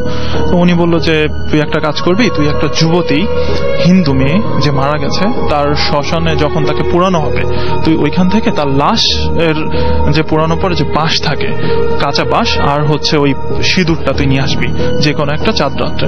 তো ভালো কথা, আমার নানা এইভাবে খুঁজতে থাকে যে কবে মারা যায়, এইভাবে উনি নোটিসে থাকে। তো একটা সময় দেখা যায় কি যে আপনার বেশ কিছুদিনের মধ্যেই একটা মেয়ে মারা যায়। তো উনি জানতে পারে, জানার পরে উনি খোঁজ নেয় যে কোন শ্মশানে হচ্ছে ওনাকে এইভাবে পুরানো হয়েছে। তো এট দ্য মেন টাইম উনি কি করলো, একদিন রাতে চাঁদ রাতে উনি গেল। যাওয়ার পরে এটার প্রথম যে ক্রাইটেরিয়া ছিল সেটা হচ্ছে ওনাকে পুরা শরীরে কোনো কাপড় রাখা যাবে না, কিচ্ছু রাখা যাবে না। সে অবস্থায় হচ্ছে ওনাকে যে ওই বাসটা নিয়ে আসতে হবে। তো উনি কথা মতো ওইভাবে গেল। তো যাওয়ার পরে উনি যখন শ্মশানের কাছে গেল, তখন এমনি তো ভয় লাগেই, উনি ভয় গেল। তো যাওয়ার পরে তারপরে উনি ওনার মনে যথেষ্ট সাহস রাখলো। তো যাওয়ার পরে উনি যখন বাসটা ধরে টান দিল, তখন হচ্ছে ওনাকে বললো এই কি করলো, ওই বাসটা ধরে উনি জোরে টান দিল, আমাকে কোথায় নিয়ে যাচ্ছিস। আর বিভিন্ন ভয়ঙ্কর যে প্রাণীগুলো আছে, প্রাণীগুলো ওনাকে ভয় দেখাইতে থাকলো। তো ওনার দাদা ওনাকে বলে দিয়েছিল যে যেটাই হোক আর যাই হোক তুই পিছন দিকে তাকাবি না। তো উনি ওইভাবে সুন্দর করে ওনার বাসটা নিয়ে আর ওই সিঁদুরের গোটাটা নিয়ে উনি বাড়িতে চলে আসলো। তো আসার পর ওনার প্রয়োজন মতো যতটুকু দরকার হয় উনি ততটুকু রেখে বাকিটা হচ্ছে ওনাদের বাড়ির পাশে একটা জাম গাছ ছিল, সেই জাম গাছের ডালে উনি ঝুলায় রাখছে। তো রাখার পরে উনি রীতিমতো যেটা করে মানুষ, হাত পাও ধুয়ে সুন্দর করে হচ্ছে উনি শুতে গেল। শুতে যাওয়ার পরে উনি নোটিস করতেছে যে ওনাকে ডাকতেছে যে এই তুই আমাকে এখানে রেখে গেছিস, তোর সাথে আমাকে কেন নিলি না, তুই আমাকে নিয়ে যা, তুই আমাকে নিয়ে যা। তো ওনার আম্মা শুয়েছিল। তো ওনার আম্মা এটা নোটিস করলো। নোটিস করার পরে ওনাকে ডাক দিল, এই তুই কোত্থেকে কি নিয়ে আসছিস, এখন তোকে ডাকতেছে, তুই বল আমাকে। তো ওনার আম্মাকে উনি সবকিছু খুলে বললো। তো খুলে বলার পরে উনি হচ্ছে কি করলো, তো ওনার আম্মা বললো যে তুই সকালে যে করে হোক ওইটাকে তুই রেখে আসবি, যেখান থেকে এনেছিস সেখান থেকে রেখে আসবি। তো ভালো কথা, উনি সকালবেলা ঘুম থেকে উঠে আমাদের বাড়ির পাশে আছে মধুমতি নদী, সেই মধুমতি নদীতে উনি বাসটাকে হচ্ছে আপনার ভাসাই দিল। তো ভাসাই দেওয়ার পরে ওই বাসটা হচ্ছে মধুমতি দিয়ে যাচ্ছিল। সবচেয়ে ইন্টারেস্টিং বিষয়টা হচ্ছে এটা, যে বাসটা ওনাকে রাখতেছিল, উনি শুনতে পাচ্ছিল এই তুই আমাকে কেন ভাসাই দিলি, তুই আমাকে কেন প্রয়োজন। ওইটা দিয়ে উনি মাছ মারতে চলে গেল। তো এইভাবে মাছ মারতে যায়। তো যাওয়ার পরে উনি একটা জিনিস খেয়াল করে কি, যখনই উনি গিরা পানি থেকে একটু মাজা পানির দিকে আসে, তখনই দেখে যে কে যেন ওনার পা ধরে টান দেয়, কে যেন ওনাকে ওই পোলা ধরে টান দেয়, উনি ওইটাকে ধরে রাখতে পারে না। তো এইভাবে কিছুদিন যাওয়ার পর উনি খুব ভয় পেয়ে গেল ব্যাপারটা নিয়ে। ভয় পেয়ে যাওয়ার পরে উনি হচ্ছে ওনার দাদার কাছে এসে শেয়ার করে। তো উনি বলে কি যে এটা তোর ক্ষতি হইতে পারে, তুই একটা কাজ কর, তুই এটা নষ্ট করে ফেল। তো তারপরে কি করবে, উনি ওইটা নষ্ট করে ফেললো। এই ছিল ভাই ঘটনা। Thank you so much. আপনাকেও আপনার ঘটনার জন্য অনেক ধন্যবাদ। এবং আমি দেখতে পাচ্ছি আমাদেরকে ফেসবুকে অনেকেই লিখছেন, আমি একটু পড়ে ফেলি আমাদের ফেসবুকে রেডিও ফুর্তি যে পেজটা সেটাতে একটু যাই। এবং আমি দেখতে পাচ্ছি যে এখানে অনেকে আসলে আমাদেরকে আজকে লিখছেন এবং অনেকের অনেক কথা। তো আমি দেখি যে যারা লিখছেন তাদের মধ্যে অনেকেই আছেন, বাপ্পি আছেন আমাদের সাথে আছেন তো আরো অনেকেই। আচ্ছা, আমি একটু করার চেষ্টা করি যে হ্যাঁ, আফ্রিদি ফারহান আমাদের সাথে আছেন, নোয়াখালী থেকে তিনি আমাদের সঙ্গে আছেন। আমাদের সঙ্গে আছেন দেখতে পাচ্ছি এছাড়াও শোভন মণ্ডল আমাদের সঙ্গে আছেন দেখতে পাচ্ছি, এছাড়াও তানভীর আহমেদ প্রান্ত রাজশাহী থেকে শুনছেন তিনি, আমাদের সঙ্গে আছেন রাফসান হাবিব রাফু আছেন আমাদের সঙ্গে একটি মন, অমিত রয় রাহুল আমাদের সঙ্গে আছেন, আমাদের সঙ্গে আছেন মাহমুদা হাসান ঝর্ণা আমাদের সাথে আছেন দেখতে পাচ্ছি, এছাড়াও এমডি সেলিম উদ্দিন আছেন আমাদের সাথে দেখতে পাচ্ছি, শাহী ওমরান রাহাত আমাদের সঙ্গে আছেন, সাইফ ইকবাল আছেন আমাদের সঙ্গে, সাকিবুল হাসান সাকিব আছেন আমাদের সঙ্গে, মোহাম্মদ নাইম, এছাড়াও এমডি রুমন হাওলাদার আমাদের সঙ্গে আছেন, আমাদের সঙ্গে আছেন এমডি সাকিব খান। আমাদের হাতে সময় আসলে নাই আজকে। আচ্ছা জি জি বলেন। জি আচ্ছা, হ্যালো ফ্রেন্ডস, মোহাম্মদ ইমাম হোসেন এগেন। আচ্ছা, আমার এই ঘটনাটা ছোট একটা ঘটনা। এই ঘটনাটা আসলে কোনো উইয়ার্ড বা ভৌতিক ঘটনাটা বললে আসলে ভুল হবে। এটা আনসলভ একটা ঘটনা। ঘটনাটা হচ্ছে গিয়ে 2012 সালেই আমার হচ্ছে গিয়ে আমার ভাই অ্যাক্সিডেন্ট করার পর হচ্ছে উনি টোটাল 27 দিন হসপিটালাইজড ছিল শ্যামলীতে একটা হসপিটালে, না মেনশন করছি না। তো আমাদের হচ্ছে আমরা প্রতিদিন সকালে যাইতাম, ভাইয়ের জন্য বাটাত নিয়ে যেতাম, রাত্রে আবার ব্যাক করতাম। আমি আর আব্বা বা আম্মা যেতাম কোন একজন, আর কন্টিনিউসলি আমার বড় ভাই থাকতো হসপিটালে। তো এক পর্যায়ে হচ্ছে 13তম দিনে এসে এরকম প্রতিদিন সকালে যাচ্ছি, রাতে চলে আসতেছি। 13তম দিনে এসে রাত্রে ব্যাক করতেছি, রাত বাজে তখন 11টা। তখন গুলিস্তান পুলিশ বাড়িতে আমরা নামলাম বাস থেকে। নেমে হচ্ছে তখন আমাদের বাসা ছিল বংশালে, তো জাস্ট বাসা যাবো হেঁটে। এই তো আমি হচ্ছে বাস থেকে যখন নামবো, পিছন থেকে আমি ছিলাম, তো আমি আর আব্বা। তো আমি যখন সিট থেকে উঠতে গিয়ে দেখলাম যে জানালা পাশ দিয়ে মানে একটা পলিথিনে একটা কোন একটা জিনিস মুভ করতেছে, জাস্ট হাতের মতো এরকম একটা কিছু, ছোট বাচ্চার হাত এরকম কিছু একটা হবে। তখন আমি জিনিসটা দেখতেছি আর পিছন থেকে গেটের দিকে আসতেছি, বাসের গেটের দিকে আসলাম। আসার পর হচ্ছে দেখলাম যে শেষবারের মতো কোন একটা কিছু নড়াচড়া করে জিনিসটা থেমে গেছে, আর কোনো নড়াচড়া হচ্ছে না, মুভমেন্ট নাই। তো মোটামুটি এতক্ষণ শিওর হলাম যে কোনো একটা বাচ্চা বা কোনো একটা কিছুর হাত হবে এরকম, তো রক্ত মাখা এরকম হবে। তো আমি হচ্ছে পাশে কিছু দোকানদার ছিল, ফল ব্যবসায়িক বা আদার্স কিছু স্টেশনারি দোকান, তারা হচ্ছে এতক্ষণ নোটিস করেন। আমি তাদেরকে ডাকলাম, মামা একটু এদিকে আসুন তো, দেখেন তো পলিথিনে কি। ততক্ষণ পুলিশও আসলো, পাশে যেহেতু পুলিশ ফাঁড়ি ছিল, পুলিশও আসলো এবং তারা হচ্ছে গিয়ে একটা লাঠি দিয়ে জিনিসটা পলিথিন থেকে ইয়ে করে দেখলো যে হ্যাঁ এখানে একটা ডেড বডি, ছোট একটা বাচ্চা, যেমন হচ্ছে গিয়ে সদ্য জন্ম নেওয়া, হাফ এন আওয়ার আগে বা 1 ঘন্টা আগে এরকম কিছুক্ষণ আগে জন্ম নিছে এরকম একটা বাচ্চা। তো মোটামুটি হয়তোবা এটা আমরা গেস করলাম আর কি, কোনো একটা প্রবলেম বা কোনো ছেলে মেয়ে এটা কিছু একটা হয়ে গেল। তো আমি হচ্ছে ইনস্ট্যান্ট তখন 11টা ছবি তুলছি ওই বাচ্চাটার। ছবিটা তুলে আমার হচ্ছে গিয়ে তখন একটা মোবাইল ছিল, মাল্টিমিডিয়া মোবাইল, নট অ্যান্ড্রয়েড। তো ওই মোবাইলের আমার কিছু ফোল্ডার ছিল, যে এটা ফ্যামিলি পিকচার বা হচ্ছে ফ্রেন্ডস পিকচার, এটা হচ্ছে আমার নিজের পিকচার। তো আমার নিজের পিকচার ছিল ওইখানে আগে থেকে 88টা। আমি ঘটনাটা একটু ইয়ে করে বলতেছি, কারণ হচ্ছে গিয়ে মেন থিমটা এখানে যে 88টা ছবির সাথে আমি আমার 11টা এই বাচ্চার তোলা ছবিটা রাখছি। টোটাল 99টা ছবি রাখার পরে যাক বাসা গেলাম। বাসা যাওয়ার পর থেকে আম্মাকেও বললাম, আম্মা ও জিনিসটা আফসোস করতেছে, আব্বাও আফসোস করতেছে, আমি নিজেও আফসোস করতেছি। এবং এক পর্যায়ে হচ্ছে যা খাওয়া দাওয়া করে ফ্রেশ হয়ে যেহেতু টায়ার্ড আছি, ঘুমায় পড়ছি। তো আমার হচ্ছে এখানে একটা ঘটনা বলে, আমি তখন ইংলিশ স্পোকেন করতাম একটা কোচিং সেন্টারে। প্রতিদিন 8টা বাজে আমার কোচিংটা ছিল, আমি 8টা বাজে আমার ক্লাস ছিল, 7টা বাজে আমার অ্যালার্ম দেওয়া ছিল। এটা প্রতিদিন অটো মানে এভরিডে দেওয়া ছিল, যার কারণে আমাকে নতুন করে প্রতিদিন দেওয়া লাগতো না, প্রতিদিনই এটা অটো বাজতো। ওই দিন রাত্রে হচ্ছে কি আমার মানে নিজের থেকে যাই না, কোইন্সিডেন্টলি হোক বা ইনসিডেন্টলি হোক, রাতে 3টা বাজে আমার অ্যালার্ম বাজা শুরু করছে। আমি হচ্ছে গিয়ে অবাক হয়ে গেলাম, কিন্তু 3টা বাজে তো আমি অ্যালার্ম দিই নাই। আর আমার তো প্রতিদিন এমন না যে আমি অ্যালার্মটা দিচ্ছি, আমার তো একবারে অ্যালার্ম দিয়ে রাখছি, প্রতিদিন 7টা বাজে 3টা বাজে অ্যালার্ম বাজলো। তো আমি চিন্তা করলাম যে রাতে হয়তো টায়ার্ড ছিলাম, যার কারণে হচ্ছে গিয়ে দিয়ে রাখছি, হয়তো এমন হইতে পারে। তখন এটা অফ করে ঘুমাইতে যাব মোবাইলটার পাশে রেখে, তখন আবার ওই বাচ্চার কথা মনে পড়ছে, আফসোস করতেছে, পৃথিবীতে আসলো আবার চলে গেল, মানে তার তো কোনো দোষ ছিল না, যারা হচ্ছে তাকে আনলো তাদের কি অন্যায়, বা তাদের তো এই অপরাধটা করা উচিত হয় নাই। তখন হচ্ছে চিন্তা করতে করতে আমি আবার মোবাইলটা হাতে নিলাম, নিয়ে ওই ফোল্ডারে গিয়ে দেখি যে সবকিছু fine, everything was okay. But আমার ফোল্ডারে আমার ছবি 88টা আছে, ফ্যামিলি যে পিকচার গুলো সেখানে আছে, ফ্রেন্ডস পিকচার বা আদার্স যে পিকচার প্রত্যেকটা জায়গা আছে, কিন্তু এই 11টা ছবি নাই, পুরো মোবাইল থেকে উদা হয়ে গেছে। এবং আমার ফোল্ডার যেখানে আমি 99টা সহ হয়েছিল এই 11টা ছবি সহ, সেই 11টা ছবি নাই হয়ে গেছে। তখন আমি হচ্ছে গিয়ে জিনিসটা চিন্তা করলাম যে আচ্ছা হয়তো নিজের কাছে কিছু মনে হচ্ছে। তো আমি চিন্তা না, ঘুমিয়ে পড়ে সকালে উঠে ভালোভাবে চেক করবো। তখন ঘুমিয়ে গেলাম। মজার বিষয় থেকে আমার ওদিন কিন্তু সকালে 7টা বাজে আসলে অ্যালার্ম বাজছে, অ্যাজ ইউজুয়াল। তখন আচ্ছা উঠলাম, ওঠা পরে ফ্রেশ হয়ে কোচিং দিয়ে যাবো, যেতে যেতে রাস্তা হাঁটতেছি আর মোবাইলটা চেক করতেছি, দেখতেছি না মোবাইলে ওই ছবি 11টা নাই, বাকি একবার প্রত্যেকটা ছবি আছে, কোনো এই 11টা ছবি নেই। তখন হচ্ছে আমার একটা ফ্রেন্ড আছে পারভেজ নামে, ও হচ্ছে গিয়ে মাদ্রাসার ব্যাকগ্রাউন্ডে পড়াশোনা করছে। তো ওকে আমি জিনিসটা শেয়ার করলাম, শেয়ার করার পর হচ্ছে ও বললো যে বন্ধু এটা আসলে বেসিক্যালি এটা তো আসলে একটা ফেরেশতা, মানে কি বলে মাসুম বাচ্চা, তাদের একটা অস্তিত্ব আছে, ঠিক আছে, পবিত্র। তো এই অস্তিত্বটা তোমার মোবাইলে কোনো এভিডেন্স থাকুক বা হচ্ছে কোনো ডকুমেন্টস থাকুক, এটা কোনো একটা এক্সিস্টেন্স সেটা পছন্দ করে নাই, যার কারণে হয়তো তারা সরাই ফেলছে, এটা সে বললো। তখন আমি চিন্তা করলাম যে হ্যাঁ হইতে পারে। আর পাশে হচ্ছে গিয়ে আমাদের এলাকার মসজিদ, সেখানে হচ্ছে গিয়ে আমি হুজুরের কাছে জিনিসটা শেয়ার করলাম, একবারে নর্মালি শেয়ার করছি, এত এটা তো কোনো উইয়ার্ড বিষয় না। শেয়ার করার পর আমি বললাম যে হুজুর এই অবস্থা। তো উনি বললো যে হ্যাঁ এরকম হইতে পারে যে তোমার ফ্রেন্ড তোমাকে যেই সলভেশনটা দিল এটাই হইতে পারে যে তোমার মোবাইলে এটা থাকুক, এটা আসলে কেউ পছন্দ করে নাই, বা কোনো একটা পক্ষ থেকে, কোনো একটা মহল থেকে, বা কোনো একটা এক্সিস্টেন্স সেটা লাইক করে নাই। তো এরপর আর কি এটা ছিল আমার লাইফে মানে মোটামুটি আনসলভড একটা ঘটনা। তো এই ছিল রাসেল ভাই, ধন্যবাদ আপনাকে। থ্যাংক ইউ সো মাচ, আপনাকে অনেক ধন্যবাদ। আমরা আজকের মতো আমাদের আসলে এখানে শেষ করতে হবে, এবং আমাদের সাথে আরো অনেক ঘটনা, আমাদের আরেকজন ভাই আছেন, ওনার তো অনেক ঘটনা ছিল, সেগুলো আমরা আজকে শুনতে পারলাম না, সময় চলে গেছে। কৌশিক হোসেন আমাদের সাথে আছে, আহমেদ আমাদের সাথে আছেন, মোহাম্মদ আজিম মৃধা আমাদের সঙ্গে আছেন, আমাদের সঙ্গে অনেকেই দেখতে পাচ্ছি আছেন। আপনারা অনেকে লিখলেন এবং সবার লেখাও আজকে পড়ার সময় হয়নি আমাদের।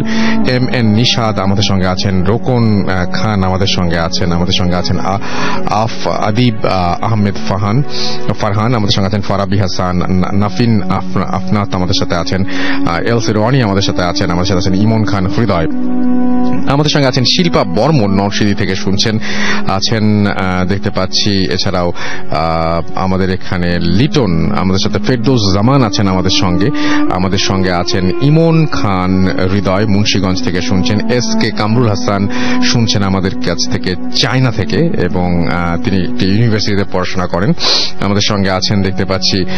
এছাড়াও মোহাম্মদ শাকিল আছেন আমাদের সঙ্গে, ফাহিম আহমেদ, এছাড়াও মোহাম্মদ শাকিল সহ আমাদের সাথে আছেন দেখতে পাচ্ছি আরো অনেকেই।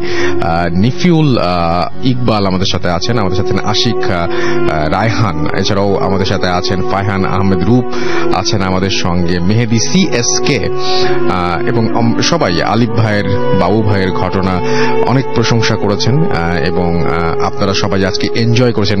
আজকের ওভারঅল ফিডব্যাক খুবই ভালো, থ্যাংক ইউ সো মাচ আমাদের সঙ্গে এতক্ষণ পর্যন্ত থাকার জন্য। আশা করছি যে আপনারা আনন্দ পেয়েছেন এবং আপনারা পুরোটা সময় আমাদের সাথে এনজয় করেছেন, এবং যারা টুইটারে ছিলেন, ফেসবুকে ছিলেন, লিখে পাঠালেন আমাদেরকে আপনাদের মতামত, এগুলো আসলে খুবই আমাদের কাছে অনেক বেশি প্রয়োজনীয়, এবং আমরা সারা সপ্তাহ জুড়েই এটা আমাদের কাছে থাকে এবং থাকবে, এবং পুরো সময় আপনারা আমাদের সঙ্গে ছিলেন বলে আপনাদেরকে আরো একবার ধন্যবাদ জানাচ্ছি। যারা লেখা পাঠাতে চান বা যারা ঘটনা পাঠাতে চান আমাদের কাছে, তাদেরকে বলবো যে আপনি খুব সহজেই ভূত এফএমের ঘটনা পাঠাতে পারেন।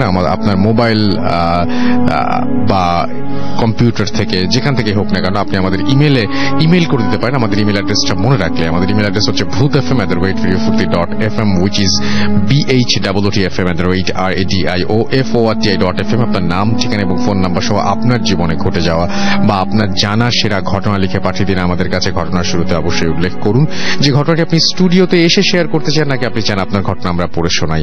যারা দেশের বাইরে রয়েছেন তারা অডিও ক্লিপ পাঠাতে পারেন বা লিখেও পাঠাতে পারেন ঘটনাটি, আপনাদের ওপরে এই পুরো ব্যাপারটা। সারা সপ্তাহ জুড়ে আপনি আমাদের ফেসবুকে জানাতে পারেন আপনার মনের কথা, এবং আমাদের সাথে কমিউনিকেট করতে হলে ইমেইল তো আছেই, ফেসবুকের ইনবক্সও আছে, আমাদের সাথে যোগাযোগ করুন, জানান আপনার কথা। আমরা শুনতে চাই আপনাদের কাছ থেকে কেমন লাগছে, কি করতে পারি আমরা আরো বেশি আপনাদের জন্য। আজকের মতো এখানে শেষ করছি, কথা হবে আবারও আগামী শুক্রবার ইনশাআল্লাহ। সেই পর্যন্ত সবাই ভালো থাকুন, সুস্থ থাকুন, সুন্দর থাকুন, মোস্ট ইম্পর্টেন্টলি ফুর্তিতে থাকুন। টাটা।